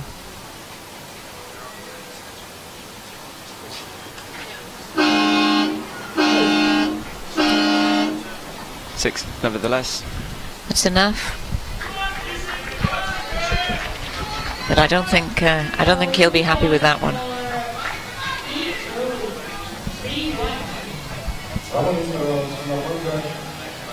The equipment, which is prepared in just a few minutes. I mean, the sights and, Yes. and the pins for the vision impaired, they are being screwed onto the platform, and I don't know, in a matter of seconds actually. Yes. But there must be some longer preparation for that thing. Yes, when the field is prepared, or when for example here in the square, when the square was prepared and they built the stands and measured out for the targets, the visually impaired archers came to the square to set up their equipment, to make sure that they could get everything lined up, so that when they come in here, the volunteers who are screwing these and the coaches who are screwing their sights down to the ground, they know exactly where those sights have to be, because otherwise we would have to be here for a long time in between matches while they got everything set up. So there is some preparation. And more preparation somewhere like this, which is such an iconic venue, where we have a purpose-built arena. Giovanni still a little bit low in the target.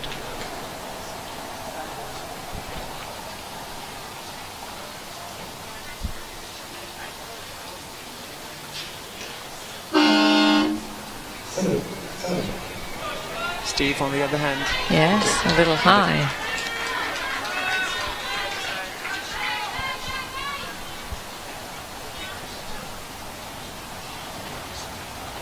maybe some nerves creeping in. Gold medal match. Ah, great correction.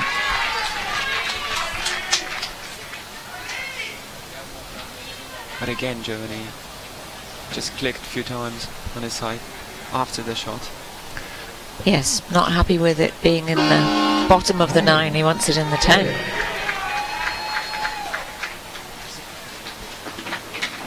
We'll see.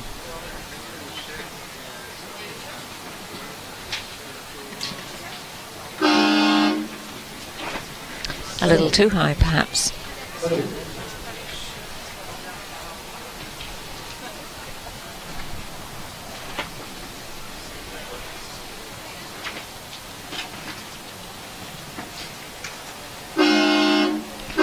Wow.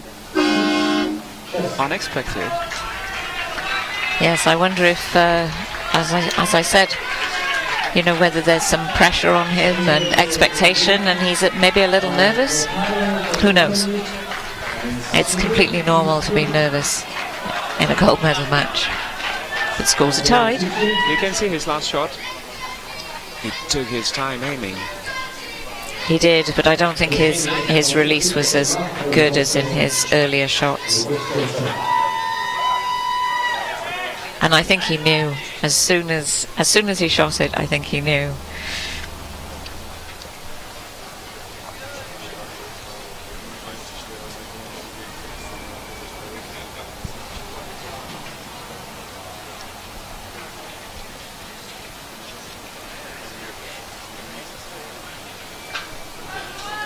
And now both archers are lined up. Neither of them is moving from their spot at all, and they won't for the entire match.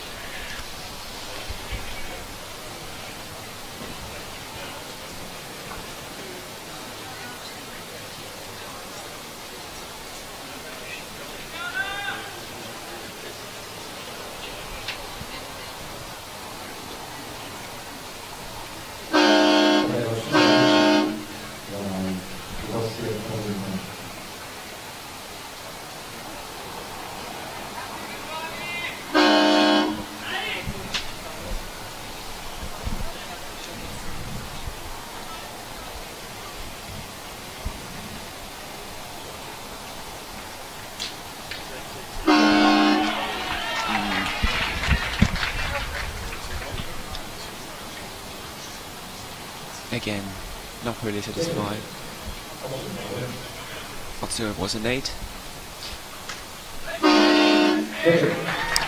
And a 9 for Steve. Good reply.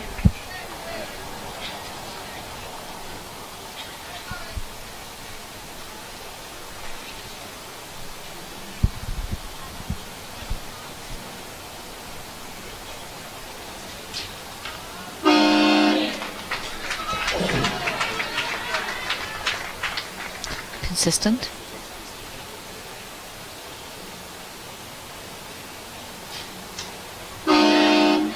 Also consistent.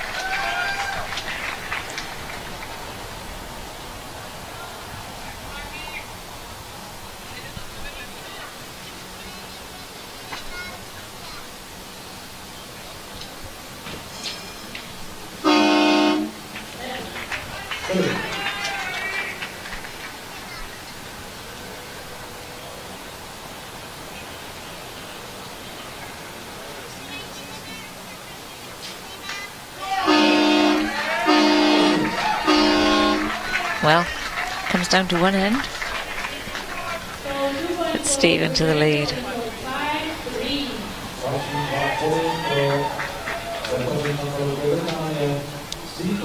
Does Steve have a mentality of a winner, of a champion?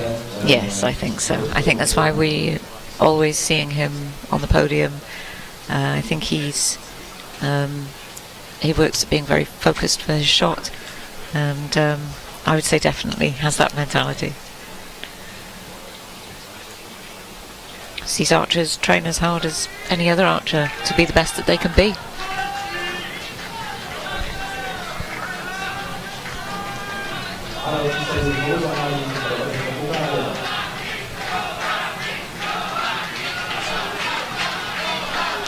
The Switzerland crowd.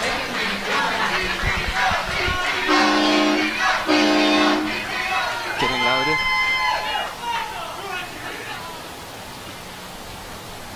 And Germany needs it.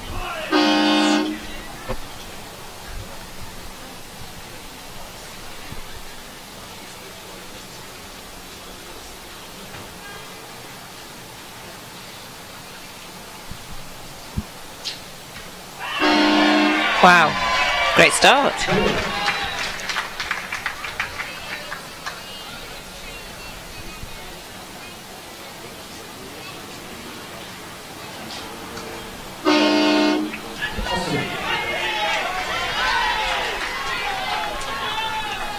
Eyebrows risen now.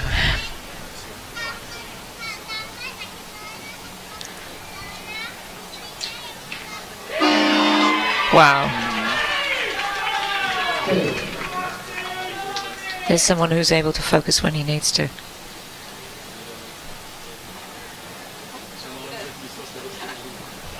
It's really put Steve under pressure.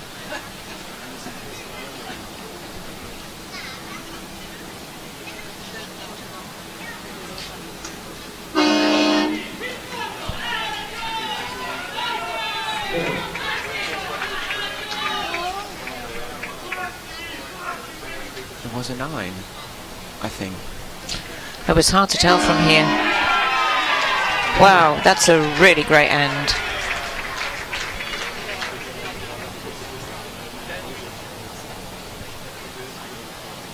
If it is a 10, it will be a great finish. It will. But it isn't. Wow. We're going to have another shoot-off.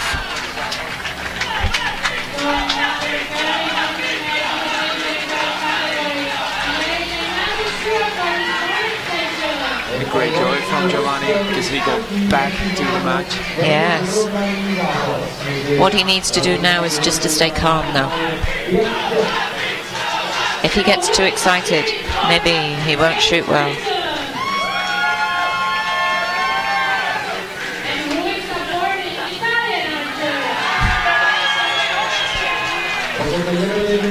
The hearts are beating faster. I would think so.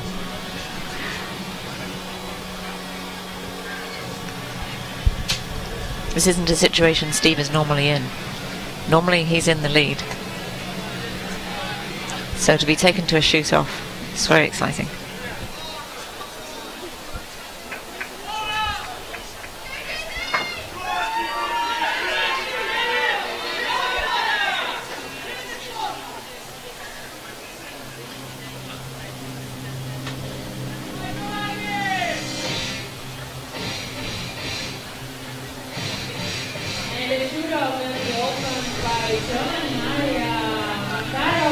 Have we had a shoot-off for every match today? Yes, we have one.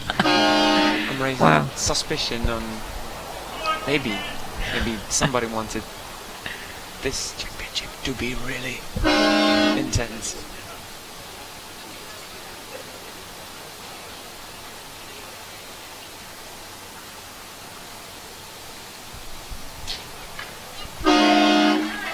Oh, it's a 7.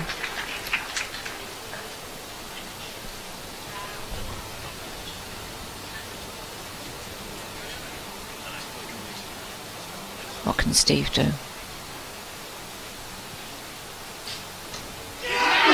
That's a 9.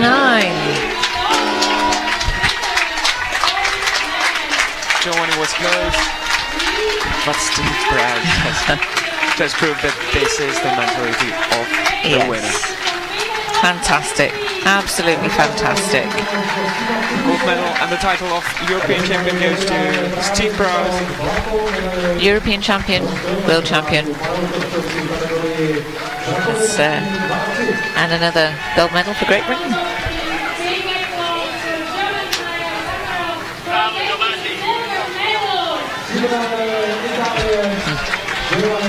Giovanni smiling. Maybe a little bit sour smile, but still. He can be very proud of his performance today. Now I have to thank you, people. Thank you. It was a great pleasure, and we are moving on to W1 categories without you. That's fine. Thank you very much for listening today, and I'll see you soon. See you. We'll be back in a few minutes.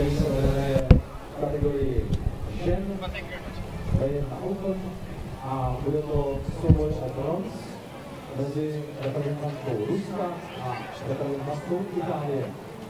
Now we have to set up the field for fishing because we have a W1 category and we will be have here Italian and Russian match.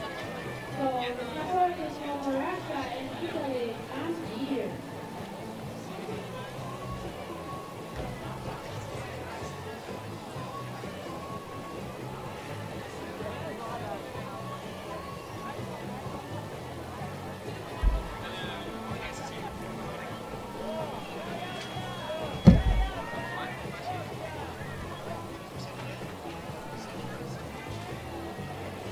Saturday.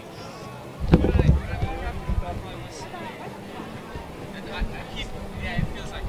Exactly.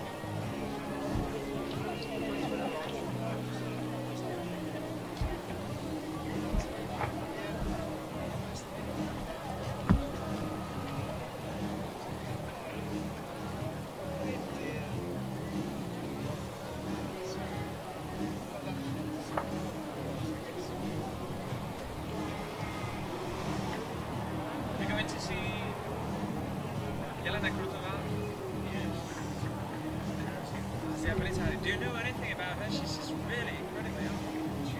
She's been shooting for a few years.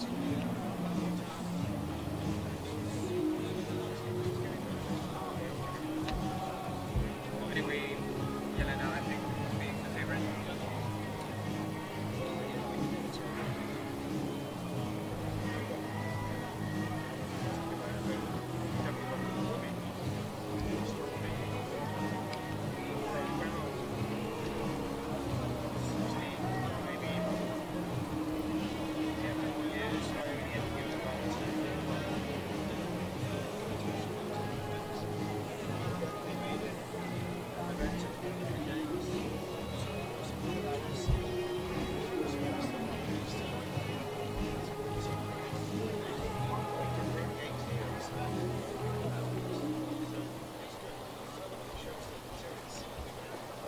And so now we are ready for a bronze Před námi je souboj o bronzové medaile.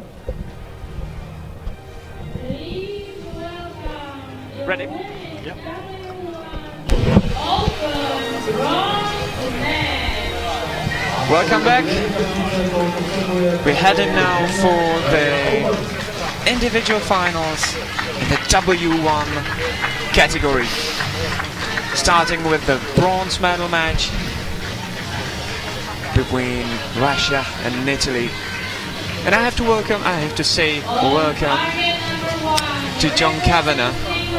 Good morning, Roger. Good to see you here. John Kavanagh himself being a very experienced archer in this category. Yeah, I think I've been doing it for too long. The longest serving British archer. Well, who's here? Yes, actually, John Stubbs has probably been doing it as long as myself, but I'm not necessarily the longest competing, because I know that Alberto Simonelli won the World Championships in 1998, and he's still here. So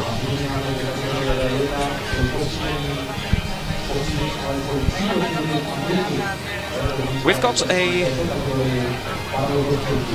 There's no more practice time. We go straight to the match. women W1 Open bronze medal match.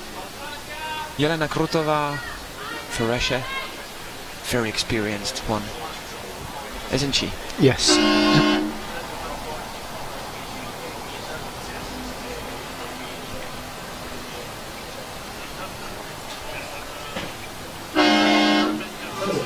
Oh, it's a 7. So high 7. That's okay. It's quite.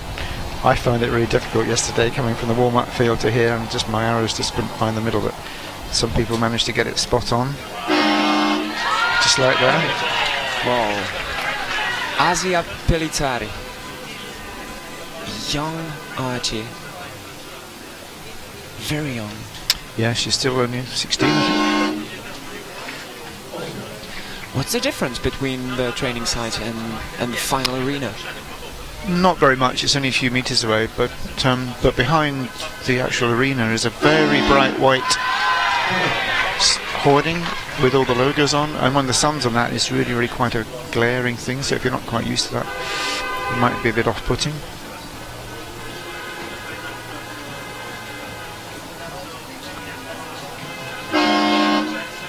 She's Her bit 3 too arrows high. a bit higher, so she's probably going to move her sight. Yes, there she does. And there seems to be some weddings going on today. There's a lot of cars in the background, which This is the second can one be already. a bit distracting. So Asia's got a wonderful lead now. 5 points up straight away. This is a great start for Asia. Excellent.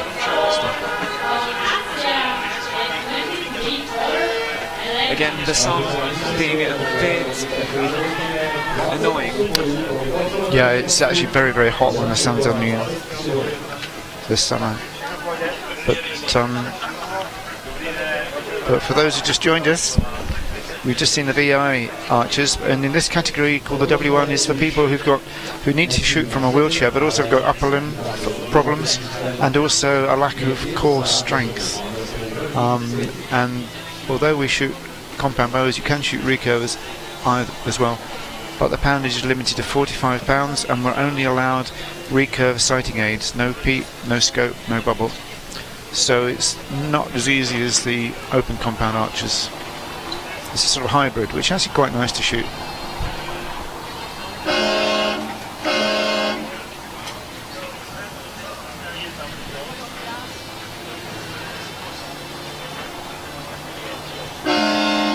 Five points ahead. Does it mean a loss?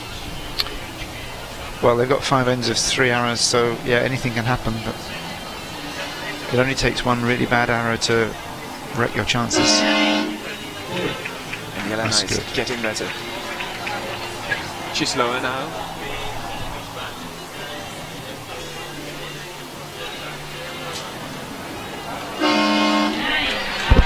But Asia is incredibly consistent.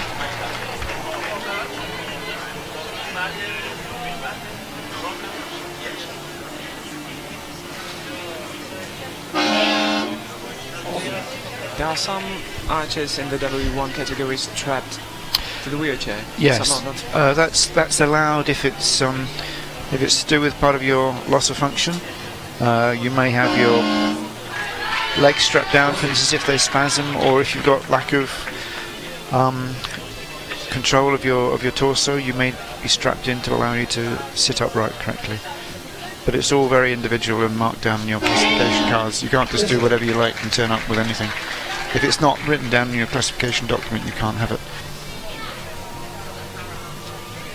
Isn't it an advantage to a person who is strapped? It's an advantage if you've already got some good function, and the purpose of it is to try and level the playing field a bit, so that if you don't have the control, the balance, then it's not making you better than somebody who's got good balance, but it's giving you that little bit. Otherwise, in the wind, you may be blown over, or you may fall forwards, and so it's to try and level the playing field between the archers with different abilities. We've seen a 10 from Jelena. Yeah, and now it's only 3 points, so Helena's gained a couple of points. And with 9 more arrows each, this could be quite interesting. How do you personally evaluate the event? This, as far as I'm concerned, it's been fine. It's been great. It's been well run, well organised. The qualification field and the warm-up field down at your local sports stadium, that was great. It was a bit up and downhill, but the weather was good. A bit too hot at times, and it all worked pretty smoothly. And now we've come up to the town square, which is set up really quite magnificently, I think.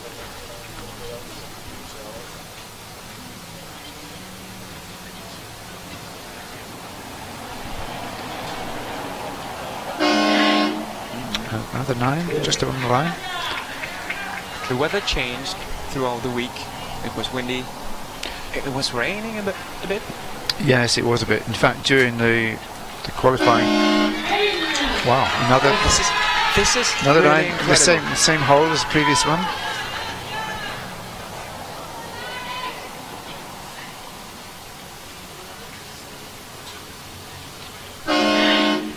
I'm sorry. And another 9. You were saying about the weather. Yes, it was a bit. It was so calm during the sort of warm-up practice days, and then during the qualifying round, the wind picked up, and that really annoyed a lot of people. But even worse than that, some people shot really well, and the rest of us were just struggling.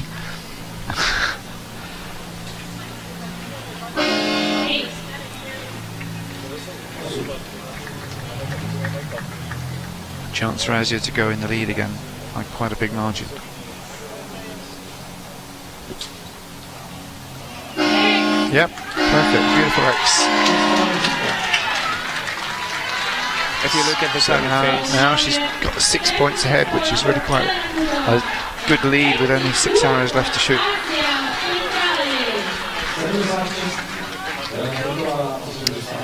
And at this level and in the following match, the standards are really very high.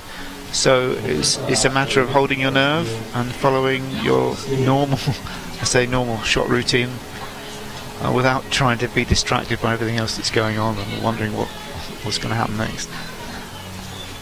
turning off. Yes, just it's quite difficult. Some people are really good at that, and they just hold their concentration and nerve. And other people just worry too much about the outcome, trying to shoot too carefully. Asia really looks calm. She's smiling slightly, and she had her sights. Spot on, yeah, spot on. And that helps too if you're a little unsure. And you use the first end to get your sights in, that's all. You've already lost a few points.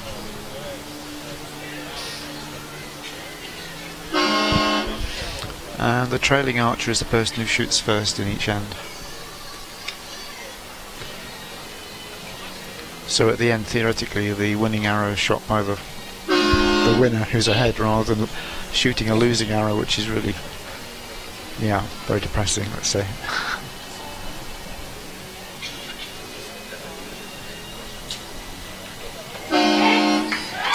No, yes. Well, She's only got 2 arrows outside the goal so far.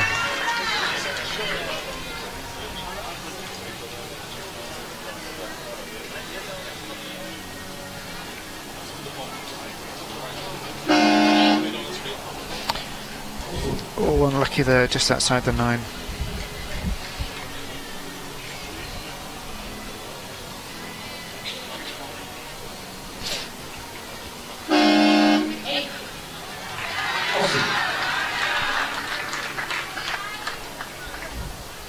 oh, this was the first weaker point. Asia's performance. So 100 equal, so whatever score she gets here, she's going to be in the lead by.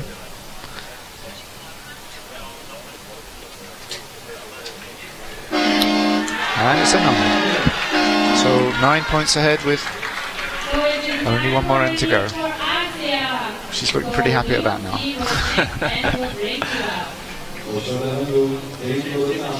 And her coach making sure she's kept in the shade and with a cool collar around her neck, because in the sun it can be quite blazing. And it's getting hotter and hotter. Yes, this it is will going do. It's just going to be worse. And that's another difference between regular competitions are shot on grass, which is always cooler, and you can keep the grass damp. But here we've got the carpet. Yeah, well, the green carpet, which levels out the ground because it's a little bit uneven. But otherwise, we get the heat rising from the cobblestones here, so heat will build up during the day. Did you see the semi-finals? Asia lost to Joe Frith. Yes, yeah, that was on the other field. Yeah, Jo, I've known for years, and she's one of our good, successful W1 women. She was out in Rio, got the mixed team event there, and came second in the W1 women out there. And hopefully we've got a All Britain final coming up in a few minutes. Yes. But no, the standard of W1 women has been increasing over the past few years, which is really nice to see. And it was just unfortunate due to a lot of politics and so on that the Russians weren't at Rio, because they would have shot well out there and had quite a successful event.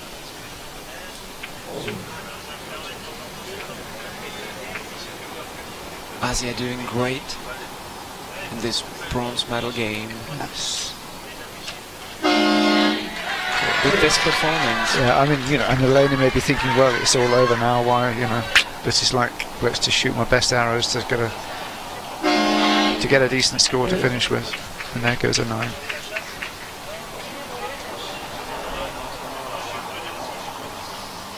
And they're allowed 30 seconds per arrow nowadays. It's normally excellent shooting there. It was 20 seconds, but in some of the categories it takes quite a while for people to load their arrows, and so by the time you actually get full draw you may have only a few seconds left. So they've increased it for the para-archers to 30 seconds, just so you don't have that horrendous rush of the clock timing down on you. So last arrow of the match. There we go. Lovely end. Yeah. And a really good score. 136 is a really nice score to get regardless. This is the first medal for Asia. Pelletieri. Yeah, she'll be very happy with it. And the Italians, of course, voluble as ever, supporting their archers tremendously. That was I have to say it again, that was a great performance from Asia. If she did so in the semi-finals. Yeah, and she was very calm, just did what she needs to do. Jelena Krutova lost to Asia Pelletieri. Jelena is really experienced, and she's already got 2 silver medals from European Championship. Well, no medal for her this time. No. but they'll be back. They'll be back. We have our next year in June. We have our World Championships, which is where the first quota places for the Tokyo 2020 Paralympics are awarded. So all the countries here, plus the others around the world, are basically training for that. And it's quite early in the season, so we all have to get ready much earlier than we would normally like to. So yeah, next year is quite critical for the Paralympic year the following time. So this is, European Championships are wonderful, they're great, but at the end of the day, next year is what counts, really. Because if you don't get a quota place, you don't go to the games in Tokyo.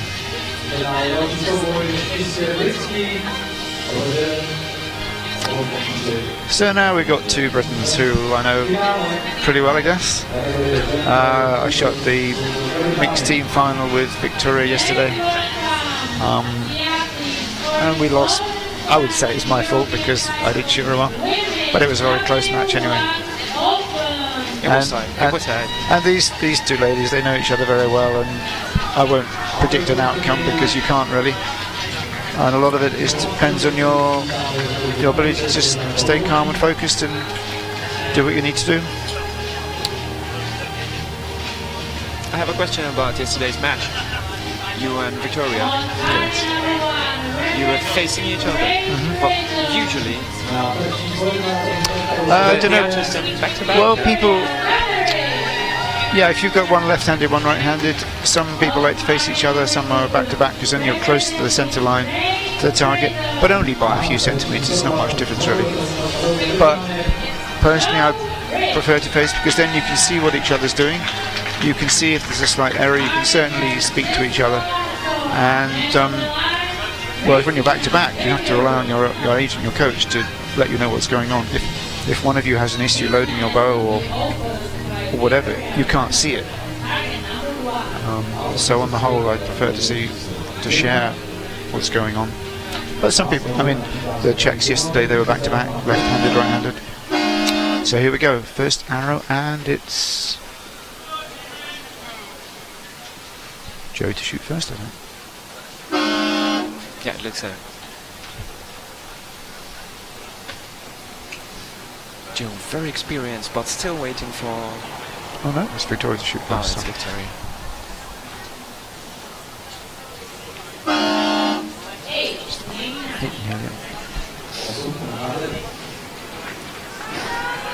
As I said, Joe is very experienced, but still waiting for her gold medal in the individual competition on the European Championship. Yeah, she's a point ahead after the first arrow, but that doesn't necessarily mean much.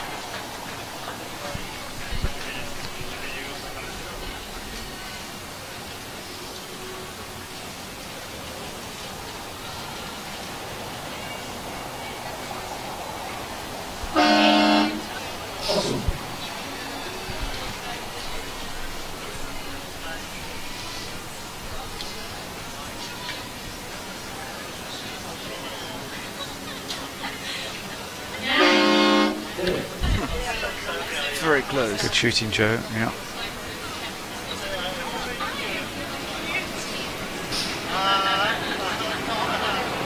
There must be plenty of things you can tell us about them, about both of them. Yes. Archery Just wait. wise, Yeah, just wait. personally wise. Yeah, Joe's been doing this for quite a long time. She was at the World Championships in Donaueschingen, and she and John Walker got the mixed team medal there. I shot in 2014 at the European Championships in Knoxville. We shot a demonstration mixed team match there because it was not included in the actual event until after that year. So yeah, she's been around quite a long time. Has got a lot of experience.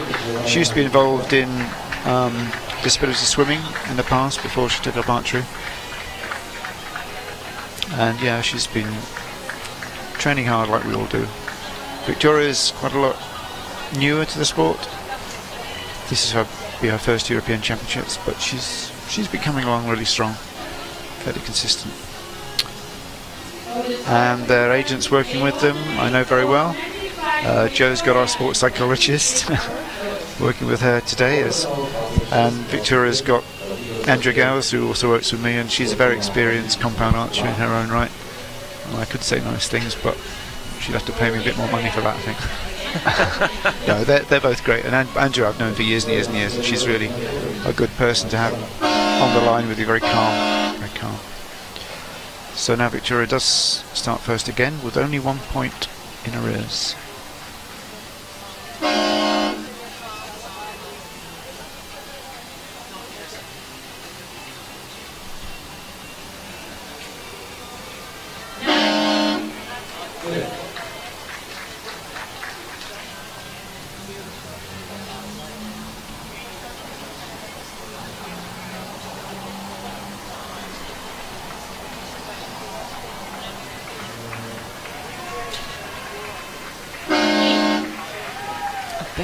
A bit high, but still level pegging. A long way to go.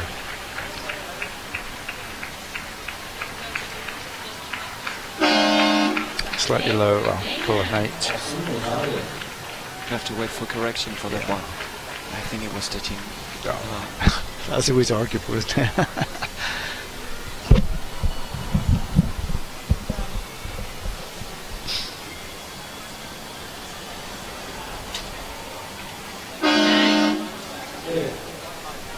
Solid there.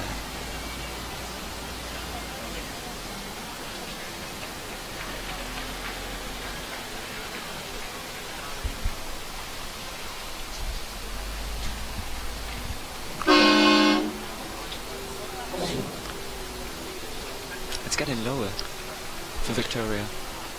Yeah, I think it's not that easy to hold the bow accurately, really, when you remember that there's no peep and there's no scope and no spirit level. You have to find your own reference point, your own string picture, just like with a recurve. So the aiming side of it is completely different to the open compound guys. And then you have to have a consistent release and follow through. So there's consistency needed at every step. yes, and you've got to be in the right frame of mind to do it consistently. I was wondering, how often do you change your bow, and how quick is the user getting used to it? It doesn't take that long to get used to it. Different people have got different thoughts on this. I know that both the ladies out there now have got virtually identical bows as a spare or equal backup. Some people are happy with a bow that they've used for years and years and years because they're comfortable with it. They know exactly how it works. Other people like to have the latest fads, go out and buy the latest bits and bobs. If you get a sponsorship, then you may be obliged to shoot the latest bow. In the last year or so, I've changed to a lightweight carbon fibre winner-win bow, purely because my shoulders just can't take it anymore. The weight of the Hoyts I used to shoot was just too much. I could shoot a match with them, but I couldn't shoot all day doing a decent score for ranking rounds. So I've moved over to a lighter weight carbon fibre bow, which is great, but in the wind it blows around rather a lot. So you don't have that mass to hold it steady. I feel my aged shoulders are just giving in. Meanwhile, the correction Yep, they're equal. has equaled the score. Yep.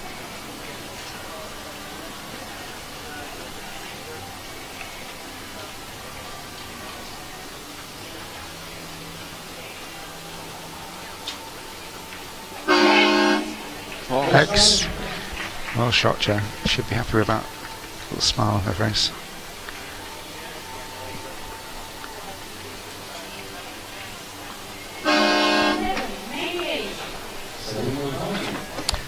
What happened there? Could be just a slight difference in your release or alignment. Takes very little to move the arrow a fraction of a degree off.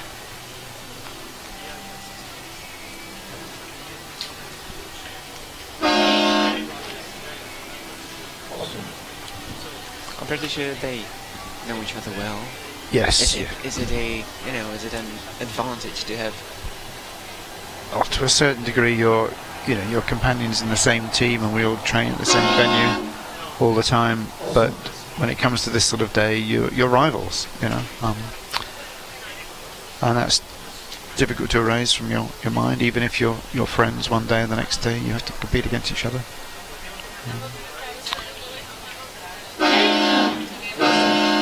Well, there we go. Now Joe's taken the lead.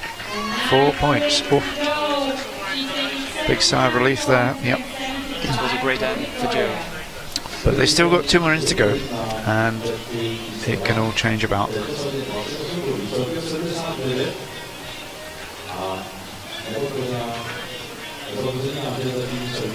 But yeah, I mean, going back a few years when the 3-person team used to be in the Paralympic Games, and now it's no longer. It's been not really replaced, but we now have the mixed team, which gives more countries more chances in all the events.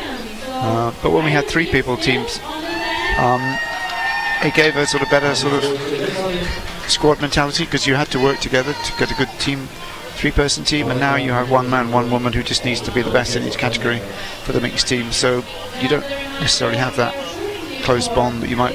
So although we have the 3-person team here, for us this is not a Paralympic event, it's less important, and so we don't necessarily send 3 people away to these events. But the 3 people does build up a cohesion, because then you do have to work together, even though on individual days you're competitors. So it's a slightly different mindset now. I can feel the professional ambience in the British team. What? As you say, if it's not Paralympic sport, you don't really care. Well, no, we do care, but in terms of the funding we get through our UK sport organisation, is for the Paralympic events. So now the 3-person team's not a Paralympic event. It's a nice archery thing to do, but the outcome in that isn't relevant to our support back home. So Joe takes a nice lead now, 5 points.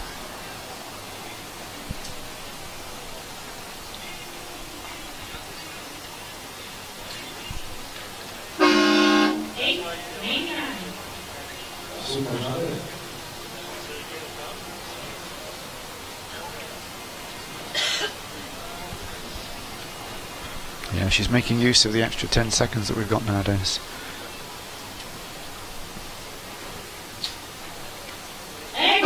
Another lovely shot. Good. She took her time, but it was worth it.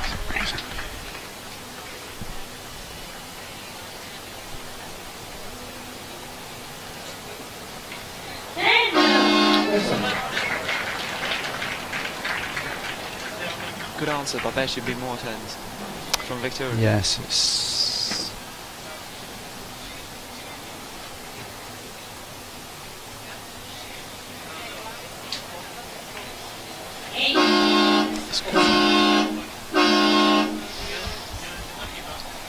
Five points ahead with 1 more end to go, so you could put your money on Joe, but you never know what's going to happen next in this game.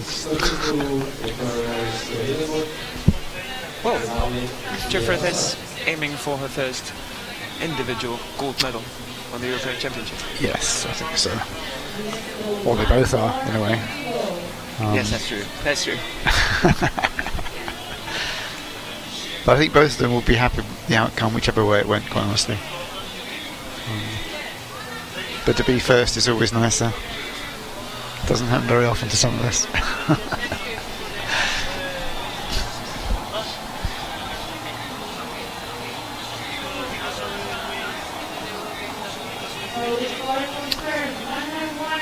What do you think about the venue?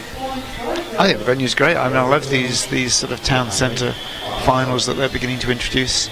World Archery and World Archery Europe are making a big push to get these sort of events together. It showcases the sport to people who wouldn't know anything about it. And at the moment there's also another festival going on in Pilsen, so there are a lot of people here who are just milling around who think, oh, they see this sport in the town square right next to the sound stage where they've got music in the evening, and it opens it up to other people.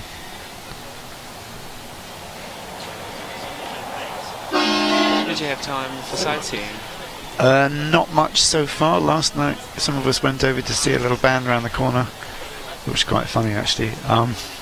They were called the Comedy Brothers. It was a bizarre kind of mixture of tubas and clarinets and all kinds of things. It was just quite fun. It was great fun. Good shot from Joe, another 10. She's got a nice lead now with 2 more hours to go. And I think she found her pace. Yes, yes.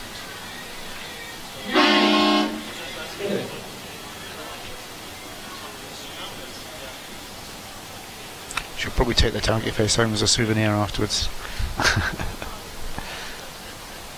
Is it a common thing to do? Yeah, it is actually. It's quite nice because if you get a good score like this, and you may want to get it signed by your competitor and that sort of thing, it's a nice sort of souvenir to take home and keep for the future.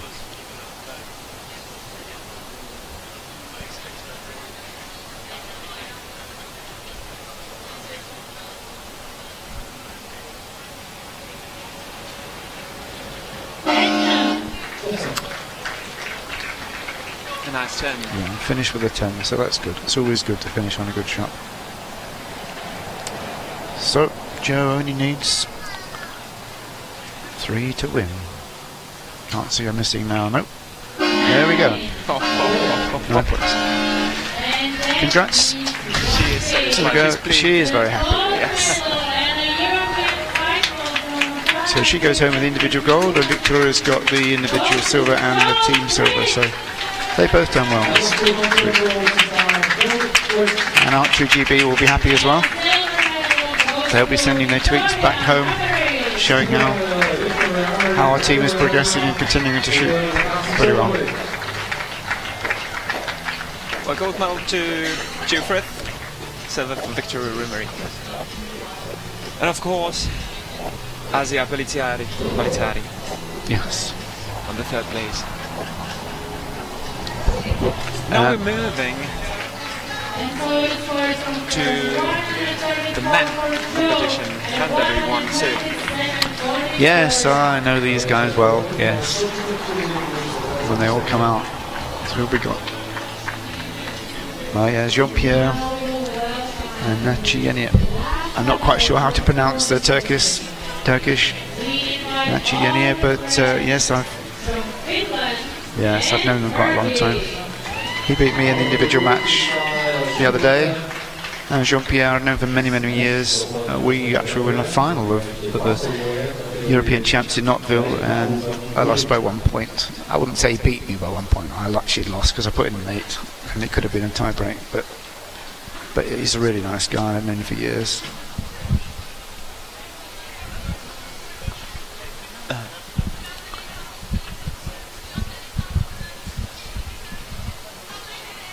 So I'm not allowed to have any favourites, but Turkey has certainly been upping their game recently. They've got really good archers in all categories, including the Olympic and compound disciplines.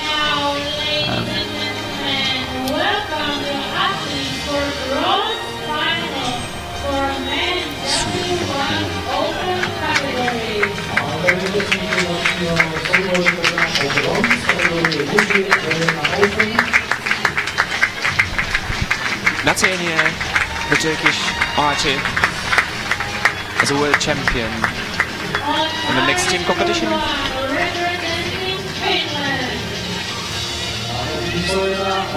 Jean-Pierre Antonio. Yes, it's Jean-Pierre Antonio. Yes, he lives in Finland. He's got a Finnish family, but he is originally from the Lebanon. And at one point he was individual world and European champion at the same time.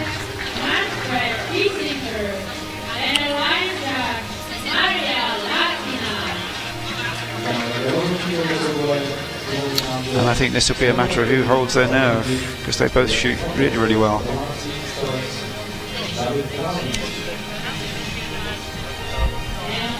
There was a Turkish semi-final, I think. Yes. That's right. So the Turks are going to obviously get at least 1 medal. The Turks were actually doing really well in the semi-finals, both of them. Yes. It was a very tight match.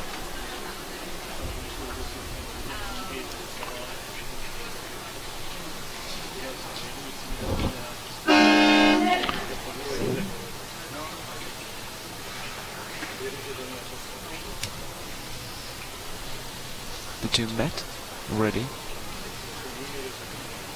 this year in Nové Město in Czech Republic.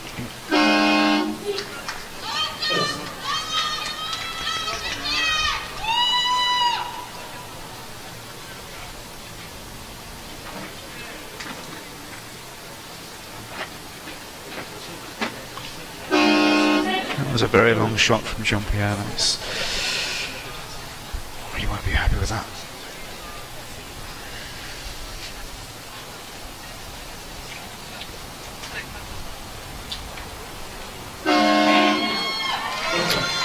Nice shot from that. Quite an improvement.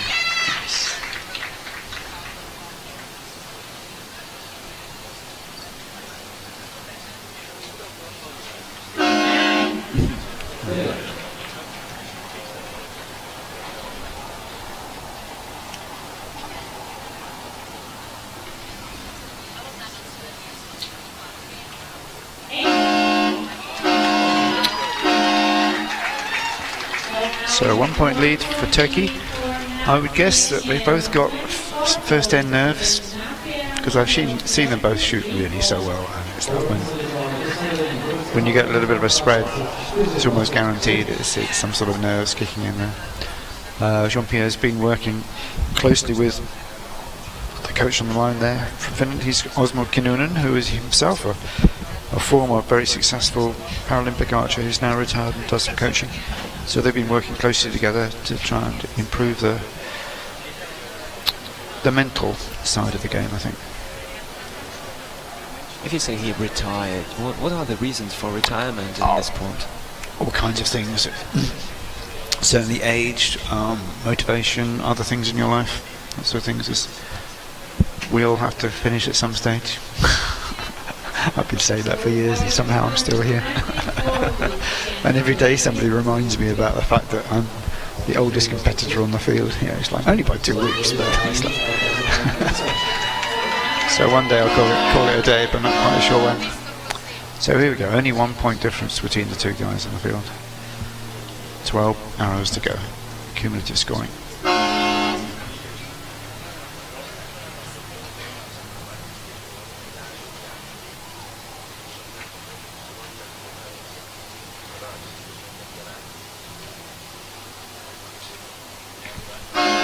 Nice shot in the X. He's using slightly wider diameter arrows than most of the other guys. And on calm days, it'll give you that slight edge in terms of line cutters, assuming they go in the same place. But on a windy day, you might get more drift. But these are perfectly calm, beautiful conditions. So they seem to get the swing of things now, both with good tennis.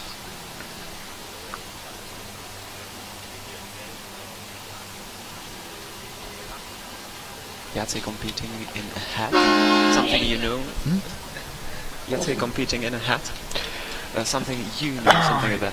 Yeah, that's nice. I've been ending up wearing a red hat for years now. The one I've got now is completely faded and disintegrating, but with the sun beating down, you need some sort of hat just to keep the glare off your eyes. Usually it's to keep the rain off.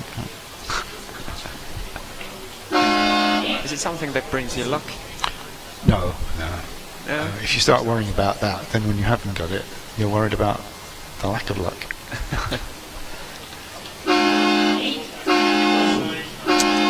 So, well, I thought after the first arrow that they're both going in the groove, but they still seem a little bit spread out compared to... But Turkey's got a 2 point lead now.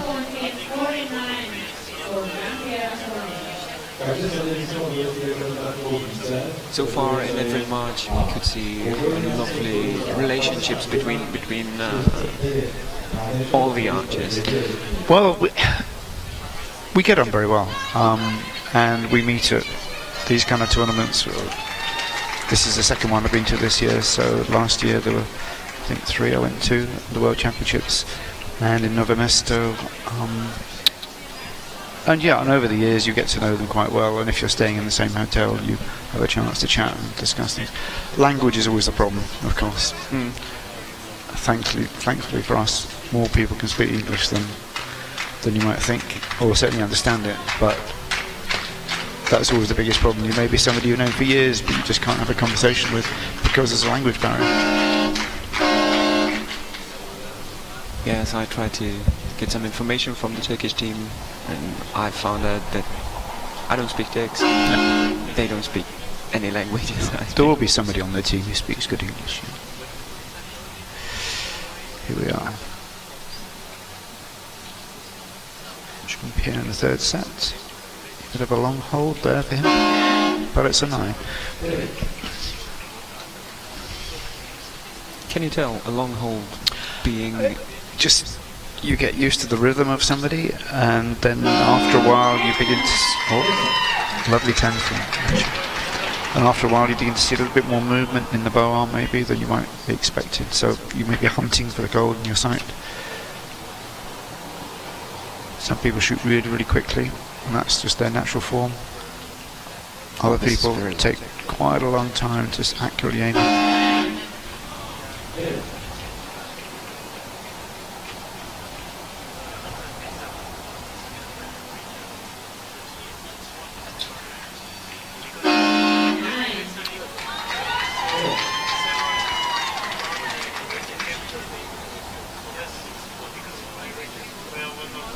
This is a great point so far.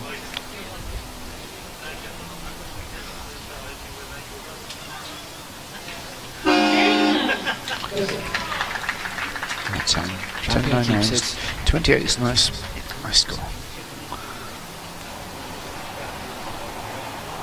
But even so, he made a slight adjustment to his sight after that. And 28 from Turkey. You're talking about how often people change bows. I know Jean-Pierre's had that one quite a few years now, actually. But he's happy with it, it works. You know. I mean, they all work, they're just machines. Yes. And the more modern tweaks are often put in for the higher poundage, more sort of hunting community. In the target field, bows are now getting really very heavy to hold. When I first started, they weighed like about 5 pounds. Then they got lighter and shorter, and now they're getting longer and heavier again.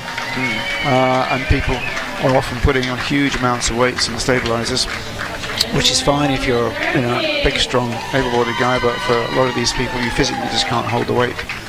So you'd end up with a heavy bow with light stabilization, or a light bow with more stabilization. It's sort of a trade-off that you have to do.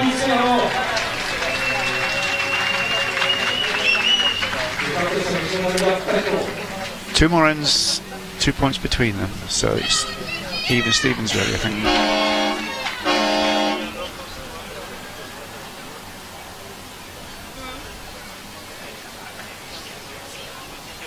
And the trailing archer shoots first again.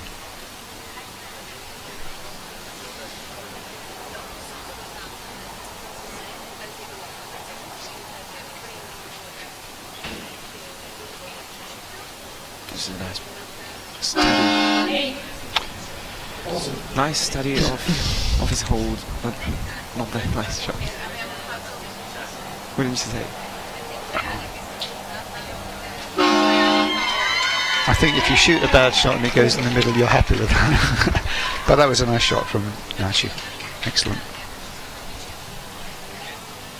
Extends his lead to 4 points.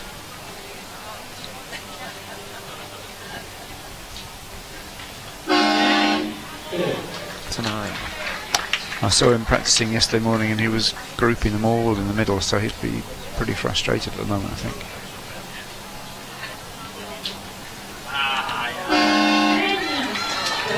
And another lovely shot there. Excellent.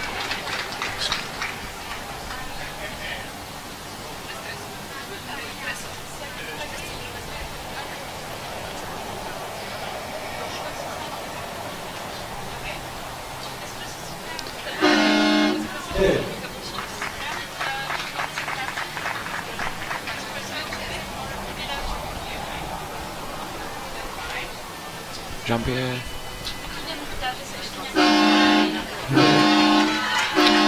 So a 5-point lead now. Yep, he's extended it quite nicely.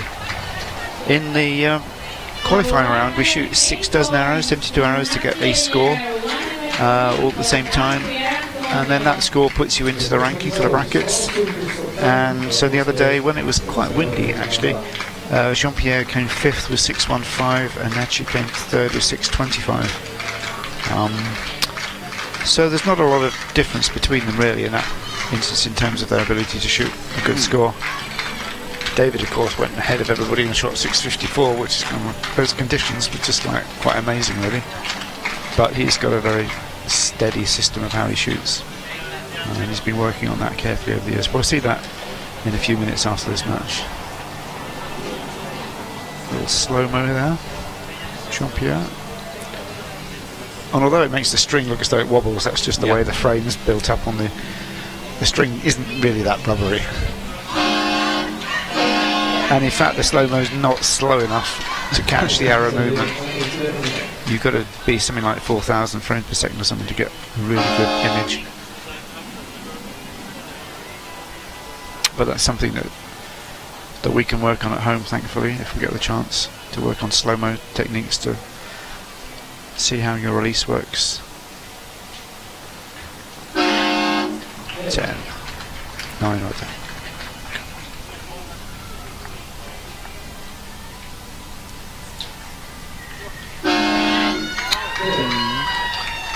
He's keeping his lead, 2 arrows left.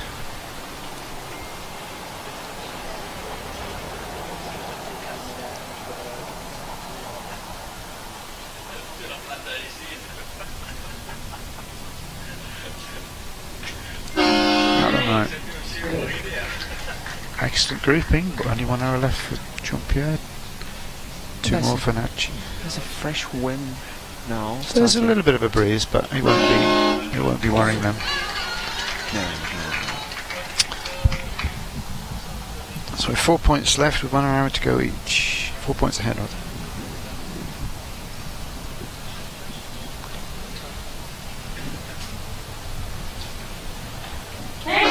And he got a 10, which is the maximum, so but that means that Turkey only needs a 7.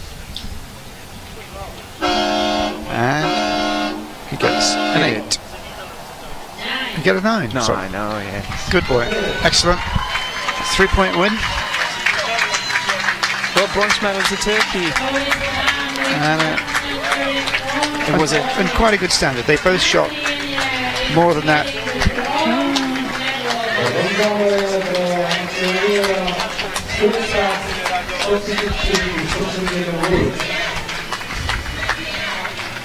The weakest point of Jacek was the first arrow. Yes, But yes.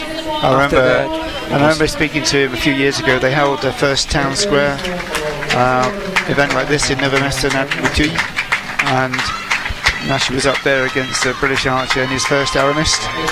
And he said afterwards he was just so nervous. He'd never done anything like that before in his life, and he just had a flinch and it went wild. But clearly as the years go by, getting more used to this kind of situation. A lot of support over there from his Turkish team. So yeah. Doing these kind of events give you the experience, but you need to get there in the first place, so it's not the easiest thing in the world. So the good guys get more practice at it, and those who are struggling just never quite get there, and so when you do come to finals field, it's like, wow, what's this all about?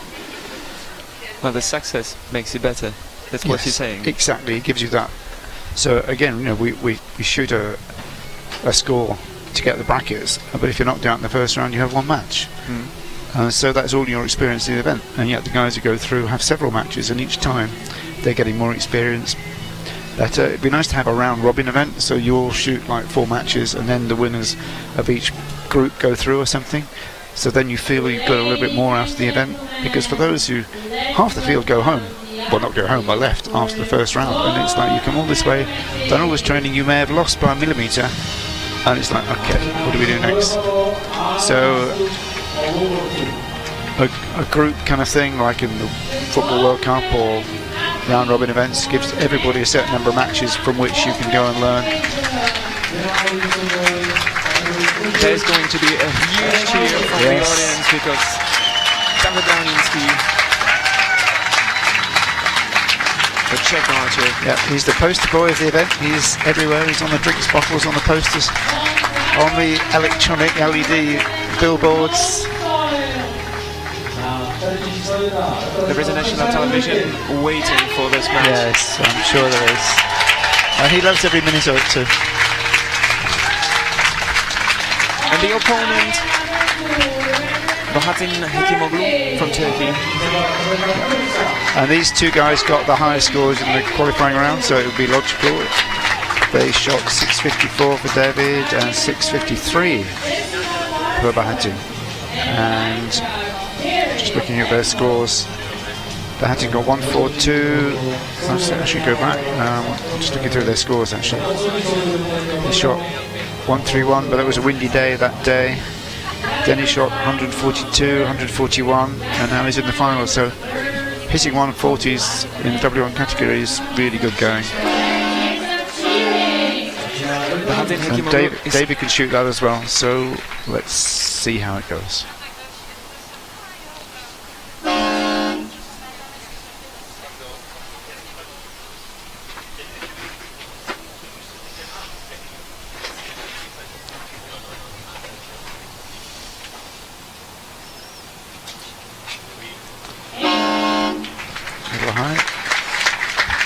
The archer who shoots first can choose to shoot first. The highest ranked archer chooses whether they shoot first or second. Do you prefer to shoot first? Well, it gets the nerves out of the way, but it could be a complete embarrassment. No, and if you get one in the middle, it immediately sends a message to your opponent. Strong start from the Turk. I have to say that Bahattin Hekimoglu is a kind of mystery, because he's not full on in the competition. I think it was at the World Championships last year, I believe.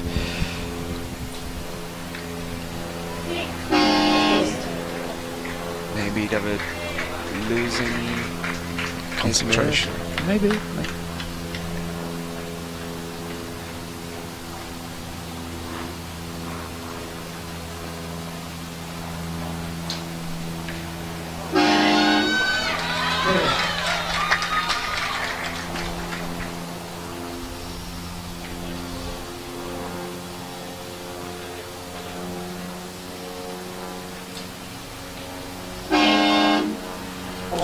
Yes, he probably is losing instead of that.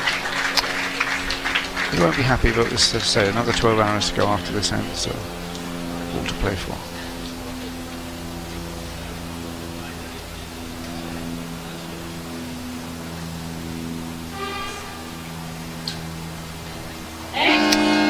Good shot, lovely shot.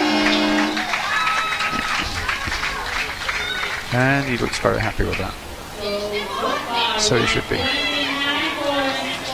And I was watching closely the semi-finals where Hekimoglu did really, really well, and I assume this would be a very tight final. Yes, yes. And so it should be. The finals of all these matches should be really, really close.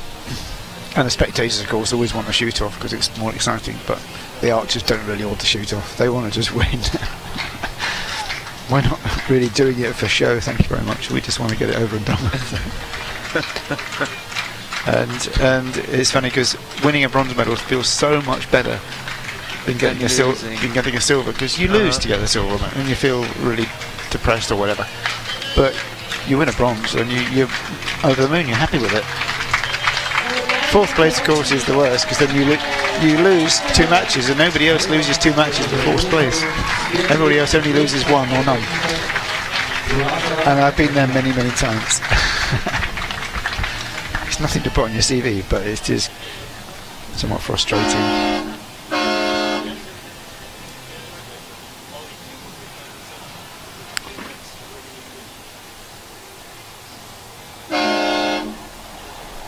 David starting again. The world champion, the European champion. And former Paralympic champion too. I may add, because I was there quite reasonably in Beijing.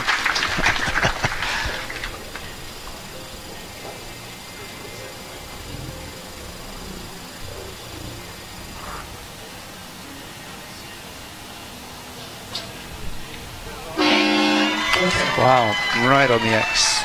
Lovely shot. Bahatin Hekimoglu.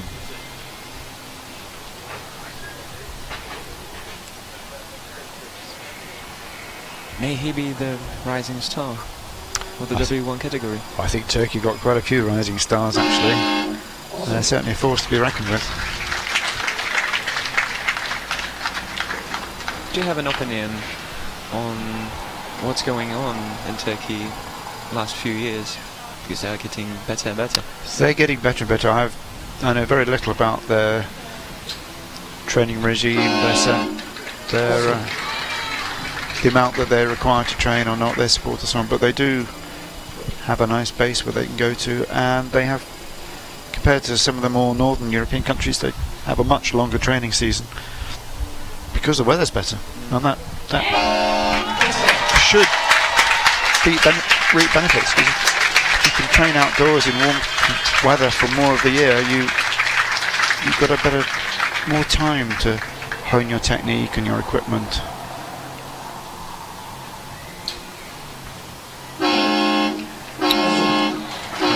Too low 8s there, but it's, he's got a 6-point lead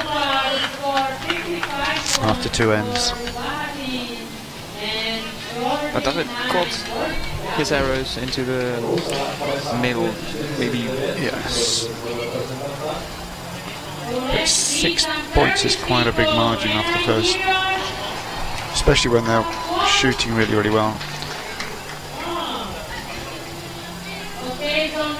And in this format they're shooting 50 metres away on, well, the total size of the target is 80 centimetres, but the 10, it's hardly even the size of a lemon really. And that's what you're trying to get your arrow into. So it's a high precision sport.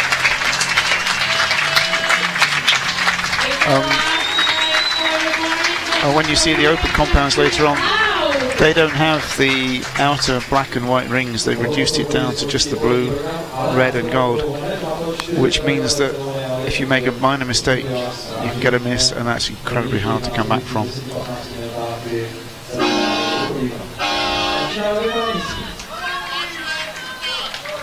David shoots again. The breeze is getting a little bit stronger. Just a little bit. It's now slightly headwind, but in a square like this it might just be swirling around in heat. How hard the wind must be to affect your shot? It affects you sitting there in the line more to start with, because if it's strong, it's blowing you about. Even with the relatively low poundage bows, the arrow's fast enough to get through most things to start with. So you're affected. You tend to be affected more until it gets really windy, and then you start worrying about it more, you know.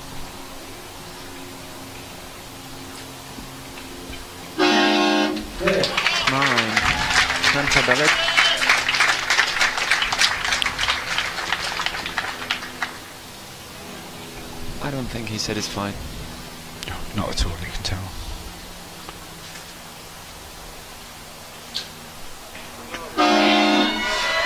Super.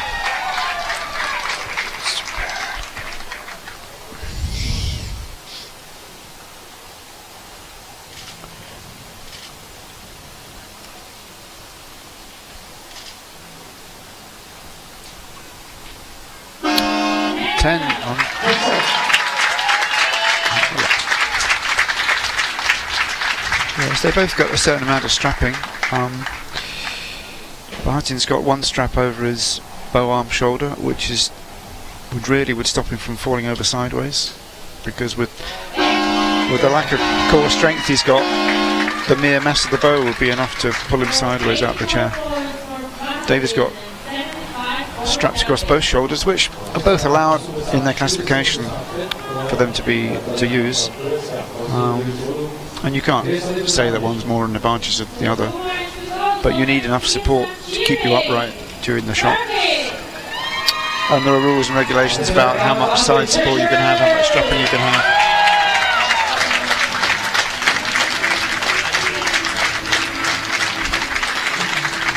And in fact, last September at our World Championships, they did.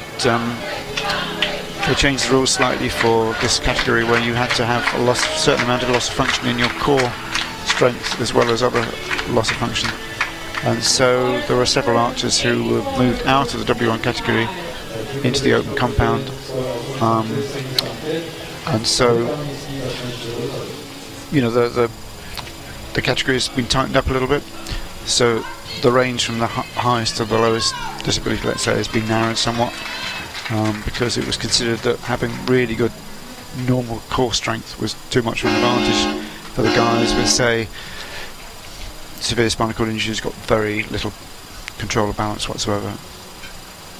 But this happens normally in all para sports, reassessing the classifications to make it an even more even field for the competitors.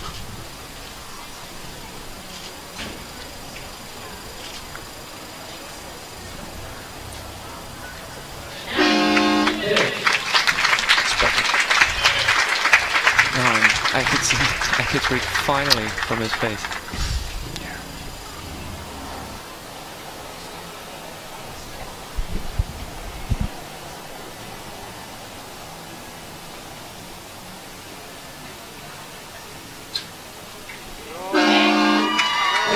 Yep, and another X. Bahatin is, forgive me this term, he's killing it. He's really doing really good. He's had 5.10 so far. David's had 2. And it's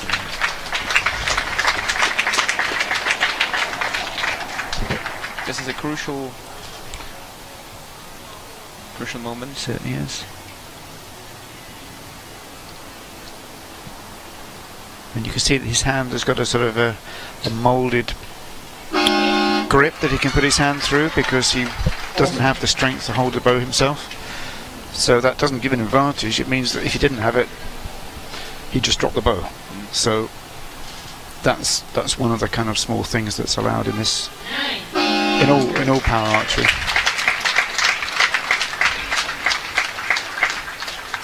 As long as it's free and flexible, you can't have it rigidly strapped in, but it's enough to hold his hand to hold the bow up.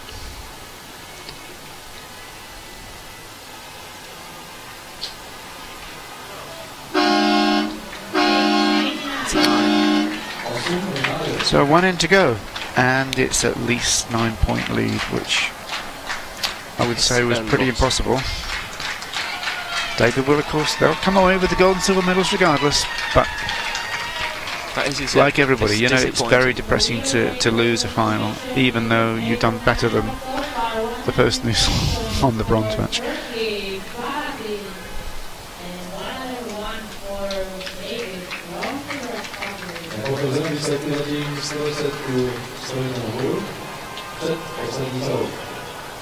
Actually, David Drahninsky and Bahatin Mehitimoglu already competed in the gold final this year in November. Oh, okay. Yep. I'm not very good at remembering all these things, even though I was there. But yes. David won. I think another wedding's going past. Very reasonably, they chose to go through in the break.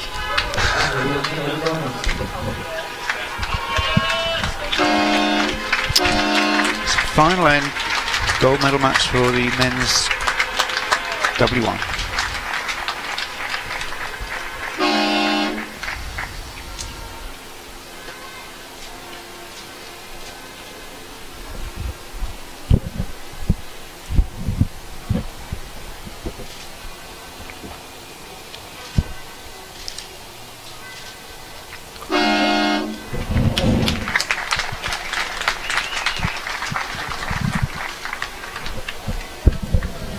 Bahatin looks calm, he's focused.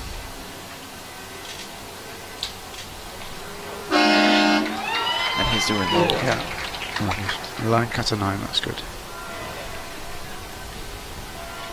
David's shooting with some blue coloured shades, The reason for that is it adds a contrast between the gold and the red. So the red looks darker and almost black, depending on the colour blue, and the gold looks almost white, so it's more a monochromatic view, and it takes away a bit of the glare as well.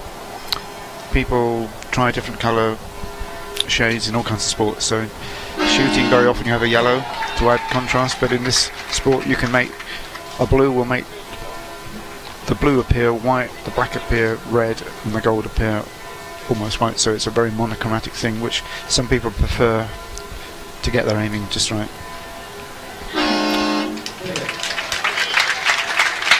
And it's a preference rather than actual necessity. But if it gives you that little edge on your normal performance, then it's worth doing.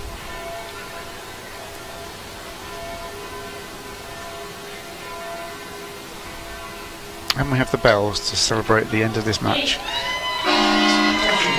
Lovely shooting. Ends with an 8. Yep. David Drahoninski clearly sad, clearly frustrated. Yep. 10-point difference in the scores, quite a big difference. However,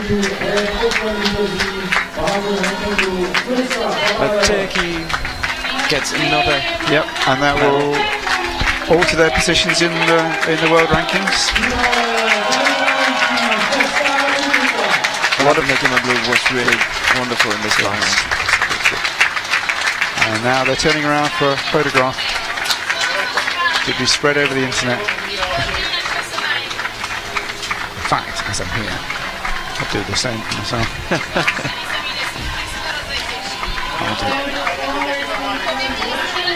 Well, friends in archery, regardless of the result. Well, it's going to be a silver medal for David Drahoninski. They both are cheering the crowd. Yeah, yeah, they love the support.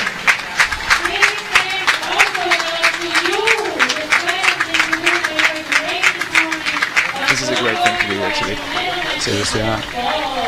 And archery is a very friendly sport. You know, we all appreciate a winner. Even if you shoot well and you win, that's fine. You appreciate that. But there's going to be a victory ceremony in a few minutes. Wait for it, and don't forget to tune back in at 1 o'clock, where the rest of the individual finals start. So with them this afternoon, looks like it's going to be another group of really good matches. Yeah, just looking at the list right now, yes, I think there are going to be some close matches this afternoon. Well, fabulous, and that's what we want at this kind of event. The rest of the world may not be here, but Europe is here, and Europe has very high standards in archery. Well done. That's it for now. See you again at 1 o'clock. Thank you.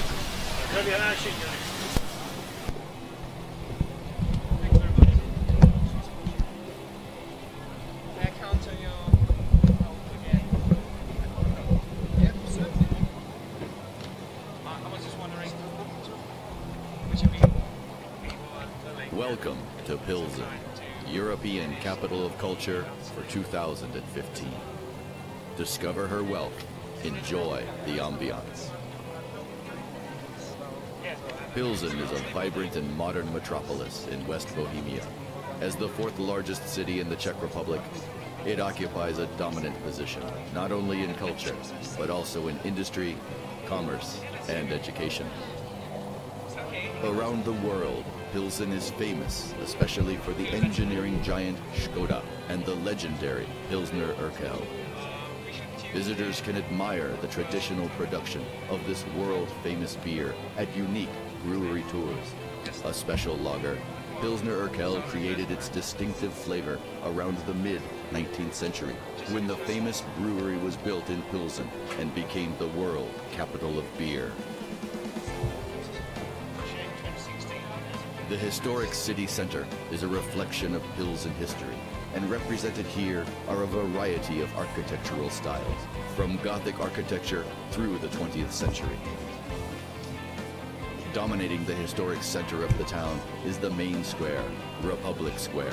Pilsen is proud of several architectural treasures, including the 16th century Renaissance Town Hall, the Gothic Cathedral, St. Bartholomew, with the highest church tower in the Czech Republic, the Baroque Plague Column, and the Franciscan Monastery. An exceptional place with an incredibly special atmosphere is the Great Synagogue, one of the largest in the world. Equally attractive are several cultural institutions. The Old Meat Market, now housing the West Bohemian Gallery, and the Neo-Renaissance West Bohemian Museum, where one can find many fascinating exhibitions. Facilities for cultural events make up the Art Nouveau Burgers Hall, and especially the J.K. Teal Theater, which celebrates its success both at home and abroad. Opera, theater, ballet, and musicals are enjoyed in this renowned Pilsen theater. Visitors and locals alike love to relish. Welcome.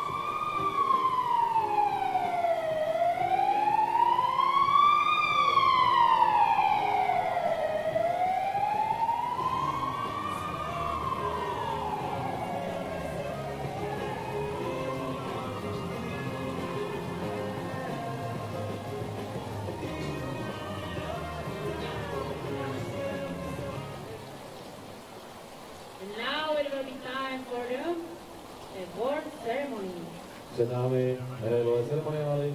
Máme hned 4 pro všechny disciplíny za dopolední program. Ladies and gentlemen, the victory ceremony for the visually impaired one. Máme tady první ceremoniál zrakovým postižením z kategorie D1. Medals will be presented by Para-Archery Europe president. A medaile bude předávat prezident organizace World Archery Europe. Arios Carcela. Trophies will be presented by president of Foundation Pilsen 700 years. A trofeje bude předávat předsedkyně, takové ředitelka na roce 700 tak města Plzně. Alena Kozáková. Flowers will be presented by president of organizing committee. A květiny předá šéf organizačního výboru šampionátu. Roman Suda. Bronze medal representing Andorra. A bronzová medaile putuje na Andory.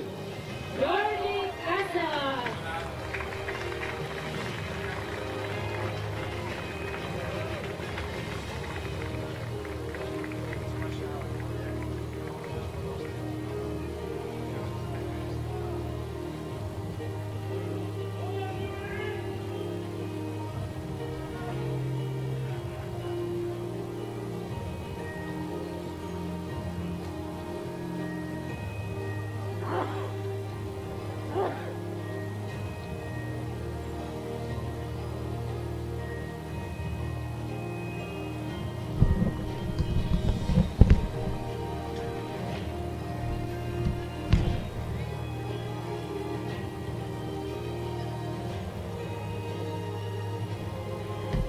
Silver medal representing Cyprus. Cílo pro reprezentanta z Kypru.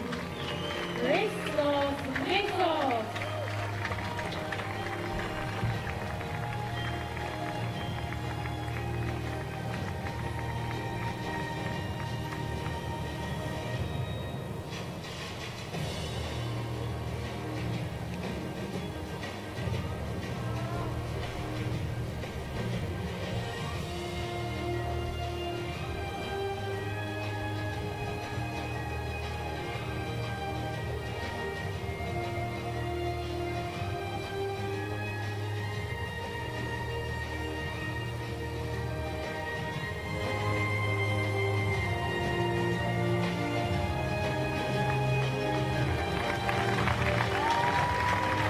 And gold medal representing Italy. A zlato pro reprezentanta Itálie.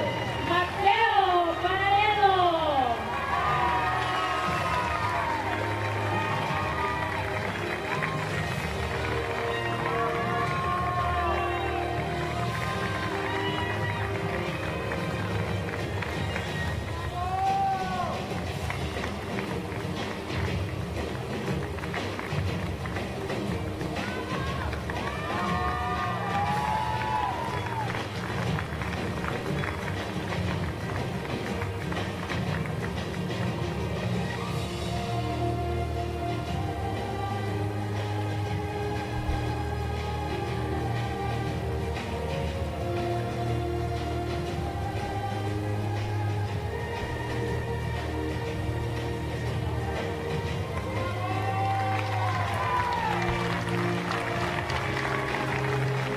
Ladies and gentlemen, please stand for the national anthem of Italy. A poslechneme si hymnu vítěze. Hymnu Itálie.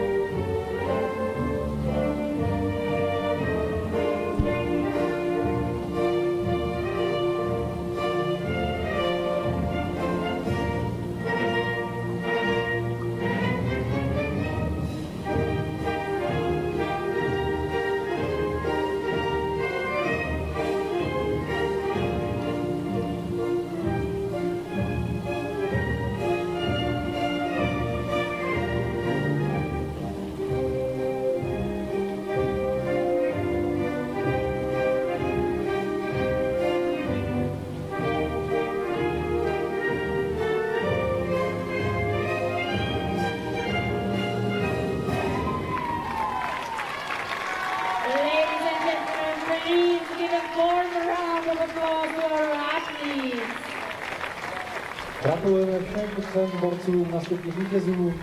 Děkujeme za jejich výkony. První ceremoniál máme za sebou.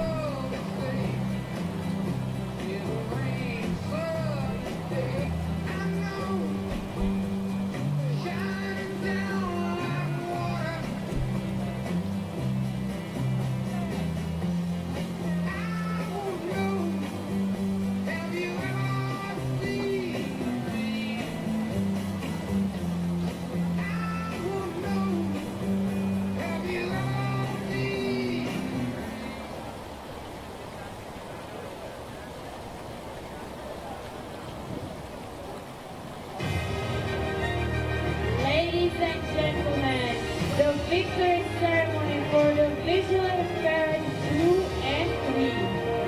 Další ceremoniál je pro 3 nejlepší z kategorie zrakově postižených, kategorie 3 a 2. Medals will be presented by member of Para-Archery Europe Executive Board and technical delegate of a competition. A medaile bude předávat člen předsednictva World Archery Europe a technický delegát tohoto šampionátu Dominic Alma. Trophies will be presented by President Nero Drink Company. a ceny bude předávat prezident společnosti Nero Drinks Company Easy Room.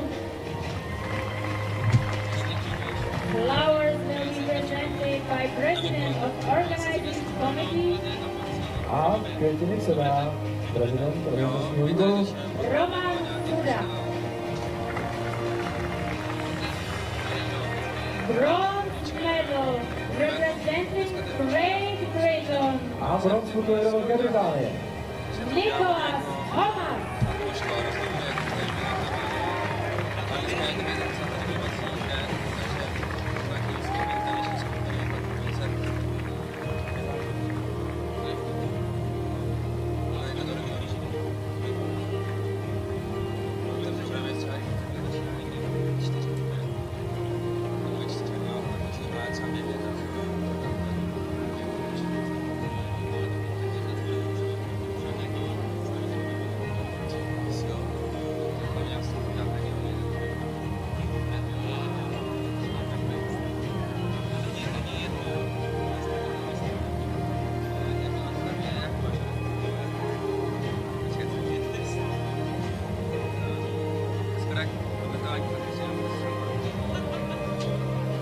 Silver medal representing Italy.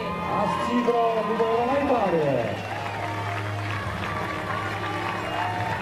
Giovanni Maria Vaccaro.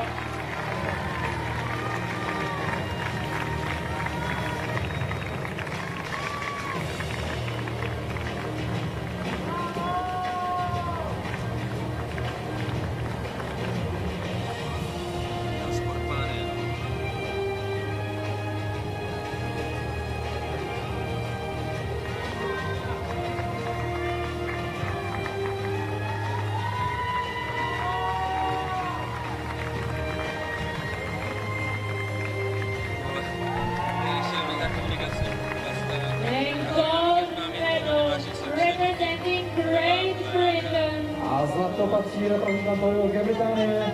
Steve Bruce.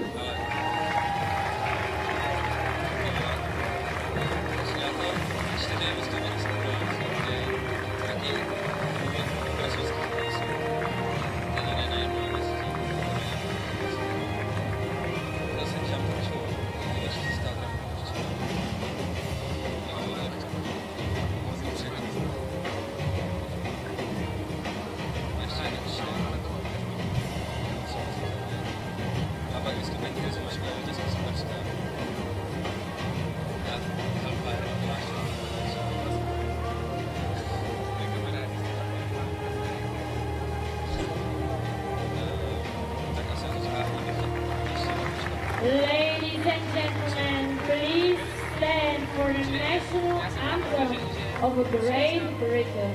A tady je hymna Velké Británie, hymna vítěze.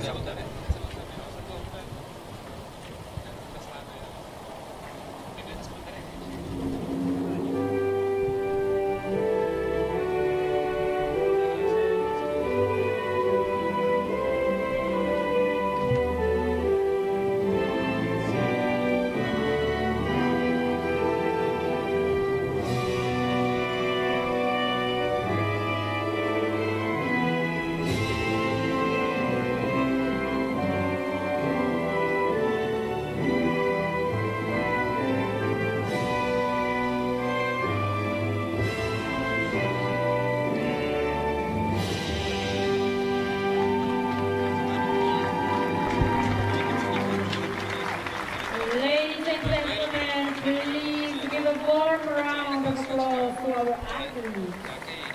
A gratulujeme znovu těm nejúspěšnějším v kategorii zrakově postižených 2 a 3.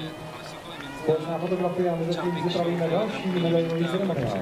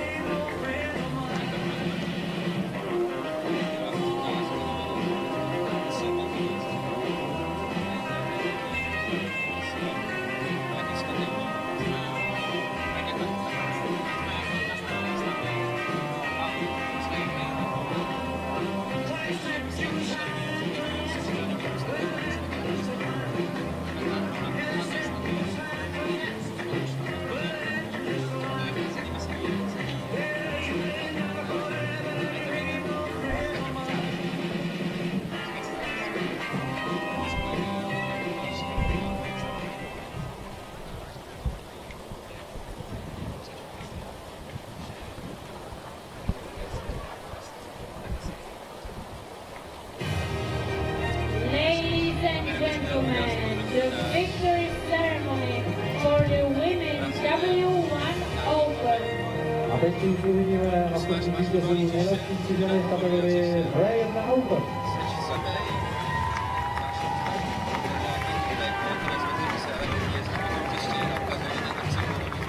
Medals will be presented by the World Archery Europe Para-Archery.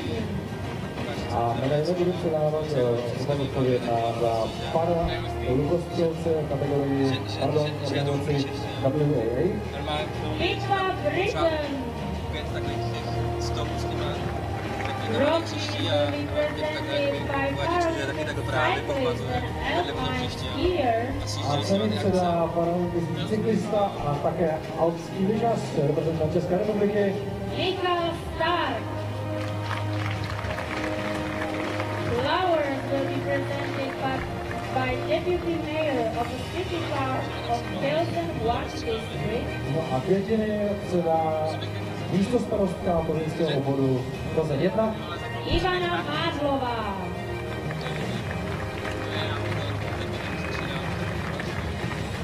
And now bronze medal representing Italy. Třetí místo bronzová medaile pro Itálii. Asia Pizzardi.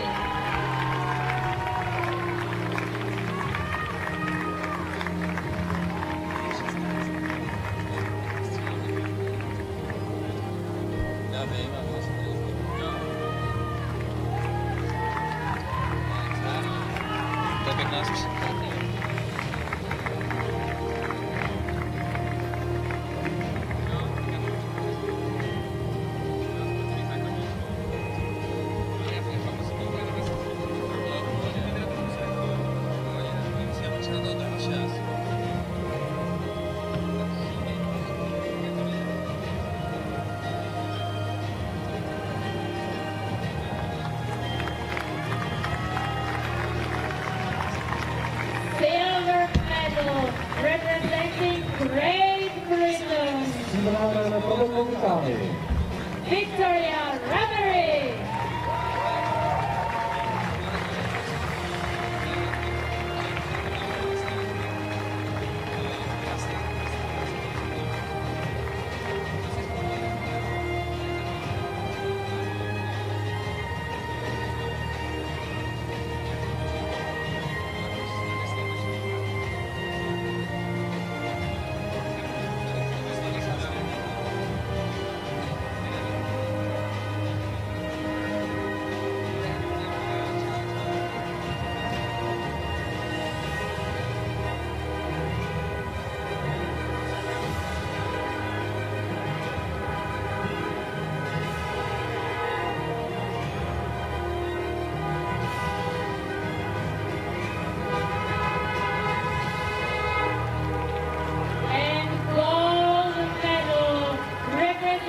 Great Britain.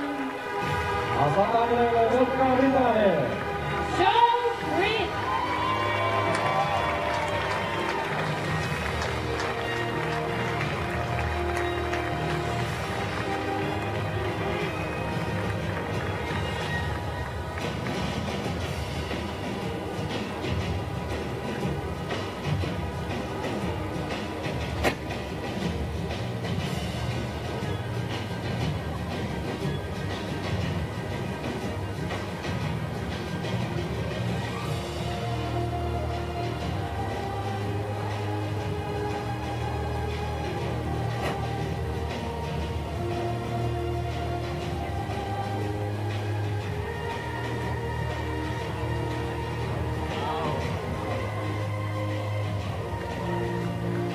Ladies and gentlemen, please stand for the national anthem of Great Britain. A před námi je hymna Velké Británie pod vítězky.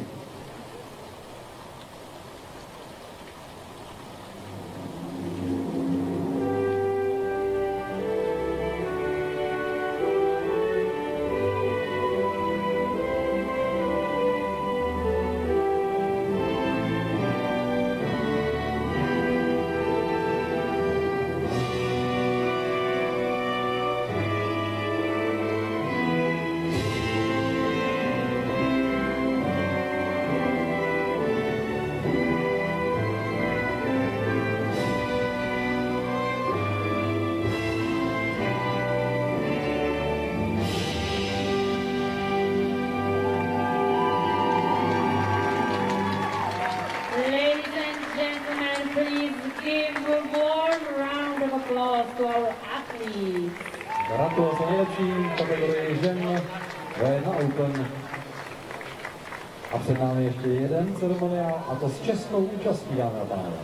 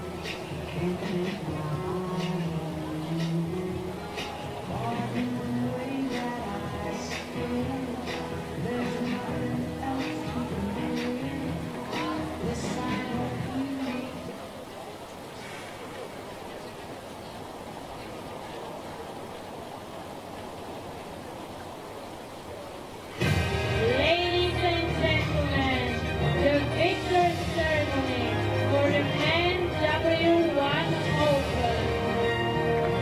A před námi poslední ceremoniál za dopolední disciplíny, a to ceremoniál nejlepších mužů v kategorii V1 Open. Medals will be presented by President of Czech Archery Association. A medaile bude předávat prezident České lukostřelecké federace Zdeněk Horáček. Trophies will be presented by Vice Governor District 122 Lions International. Trofej předá druhý viceguvernér distriktu 122 Lions International Esmír Koželuha. Flowers will be presented by Deputy Mayor of City Park of Pilsen 1 District. A květiny předá místostarostka obvodu Plzeň 1 Ivana Mádlová. And now, bronze medal representing Turkey. a bronzová medaile patří Turecku. Nancy Yenyer.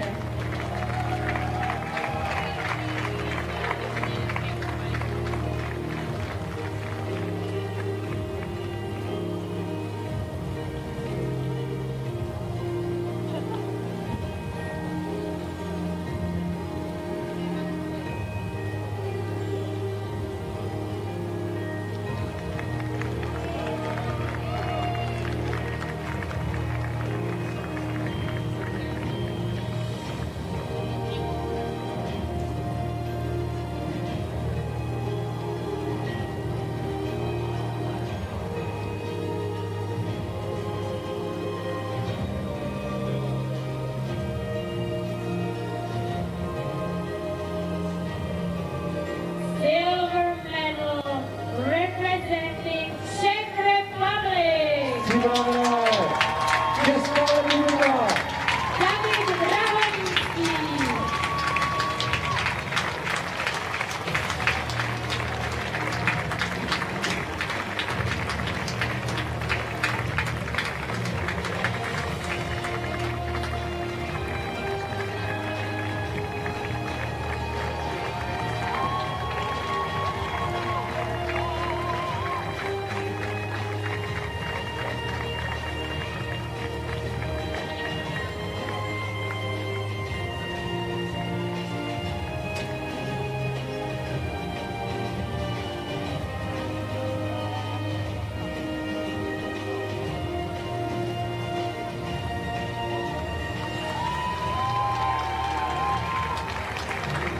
And gold medal representing Turkey. A zlatá medaile pro Turecko. Bahatin Ekimoglu.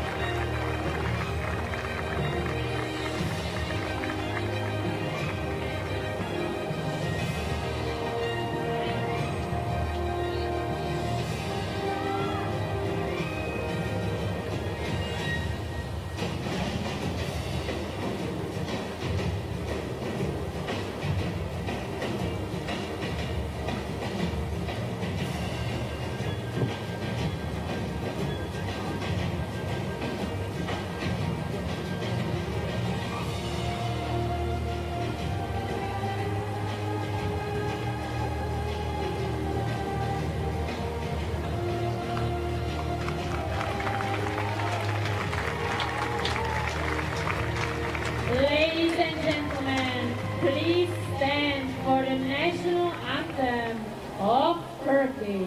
A hymna na počest vítěze, hymna Turecka.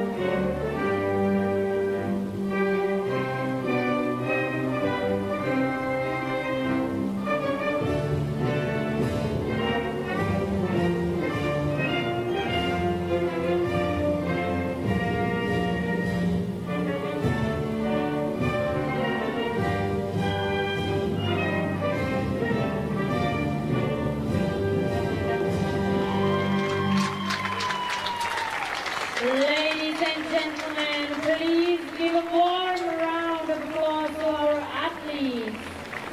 Gratulujeme nejlepším kategorii mužů V1 Open. Čímž máme dokonce poslední medailový ceremoniál, následuje kraťouká pauza, ve 13 hodin začne odpolední střelecký program mistrovství Evropy a velkostřelbě. So that was the last award ceremony for this morning session, and we are having now short break, and we will start in 1 o'clock after.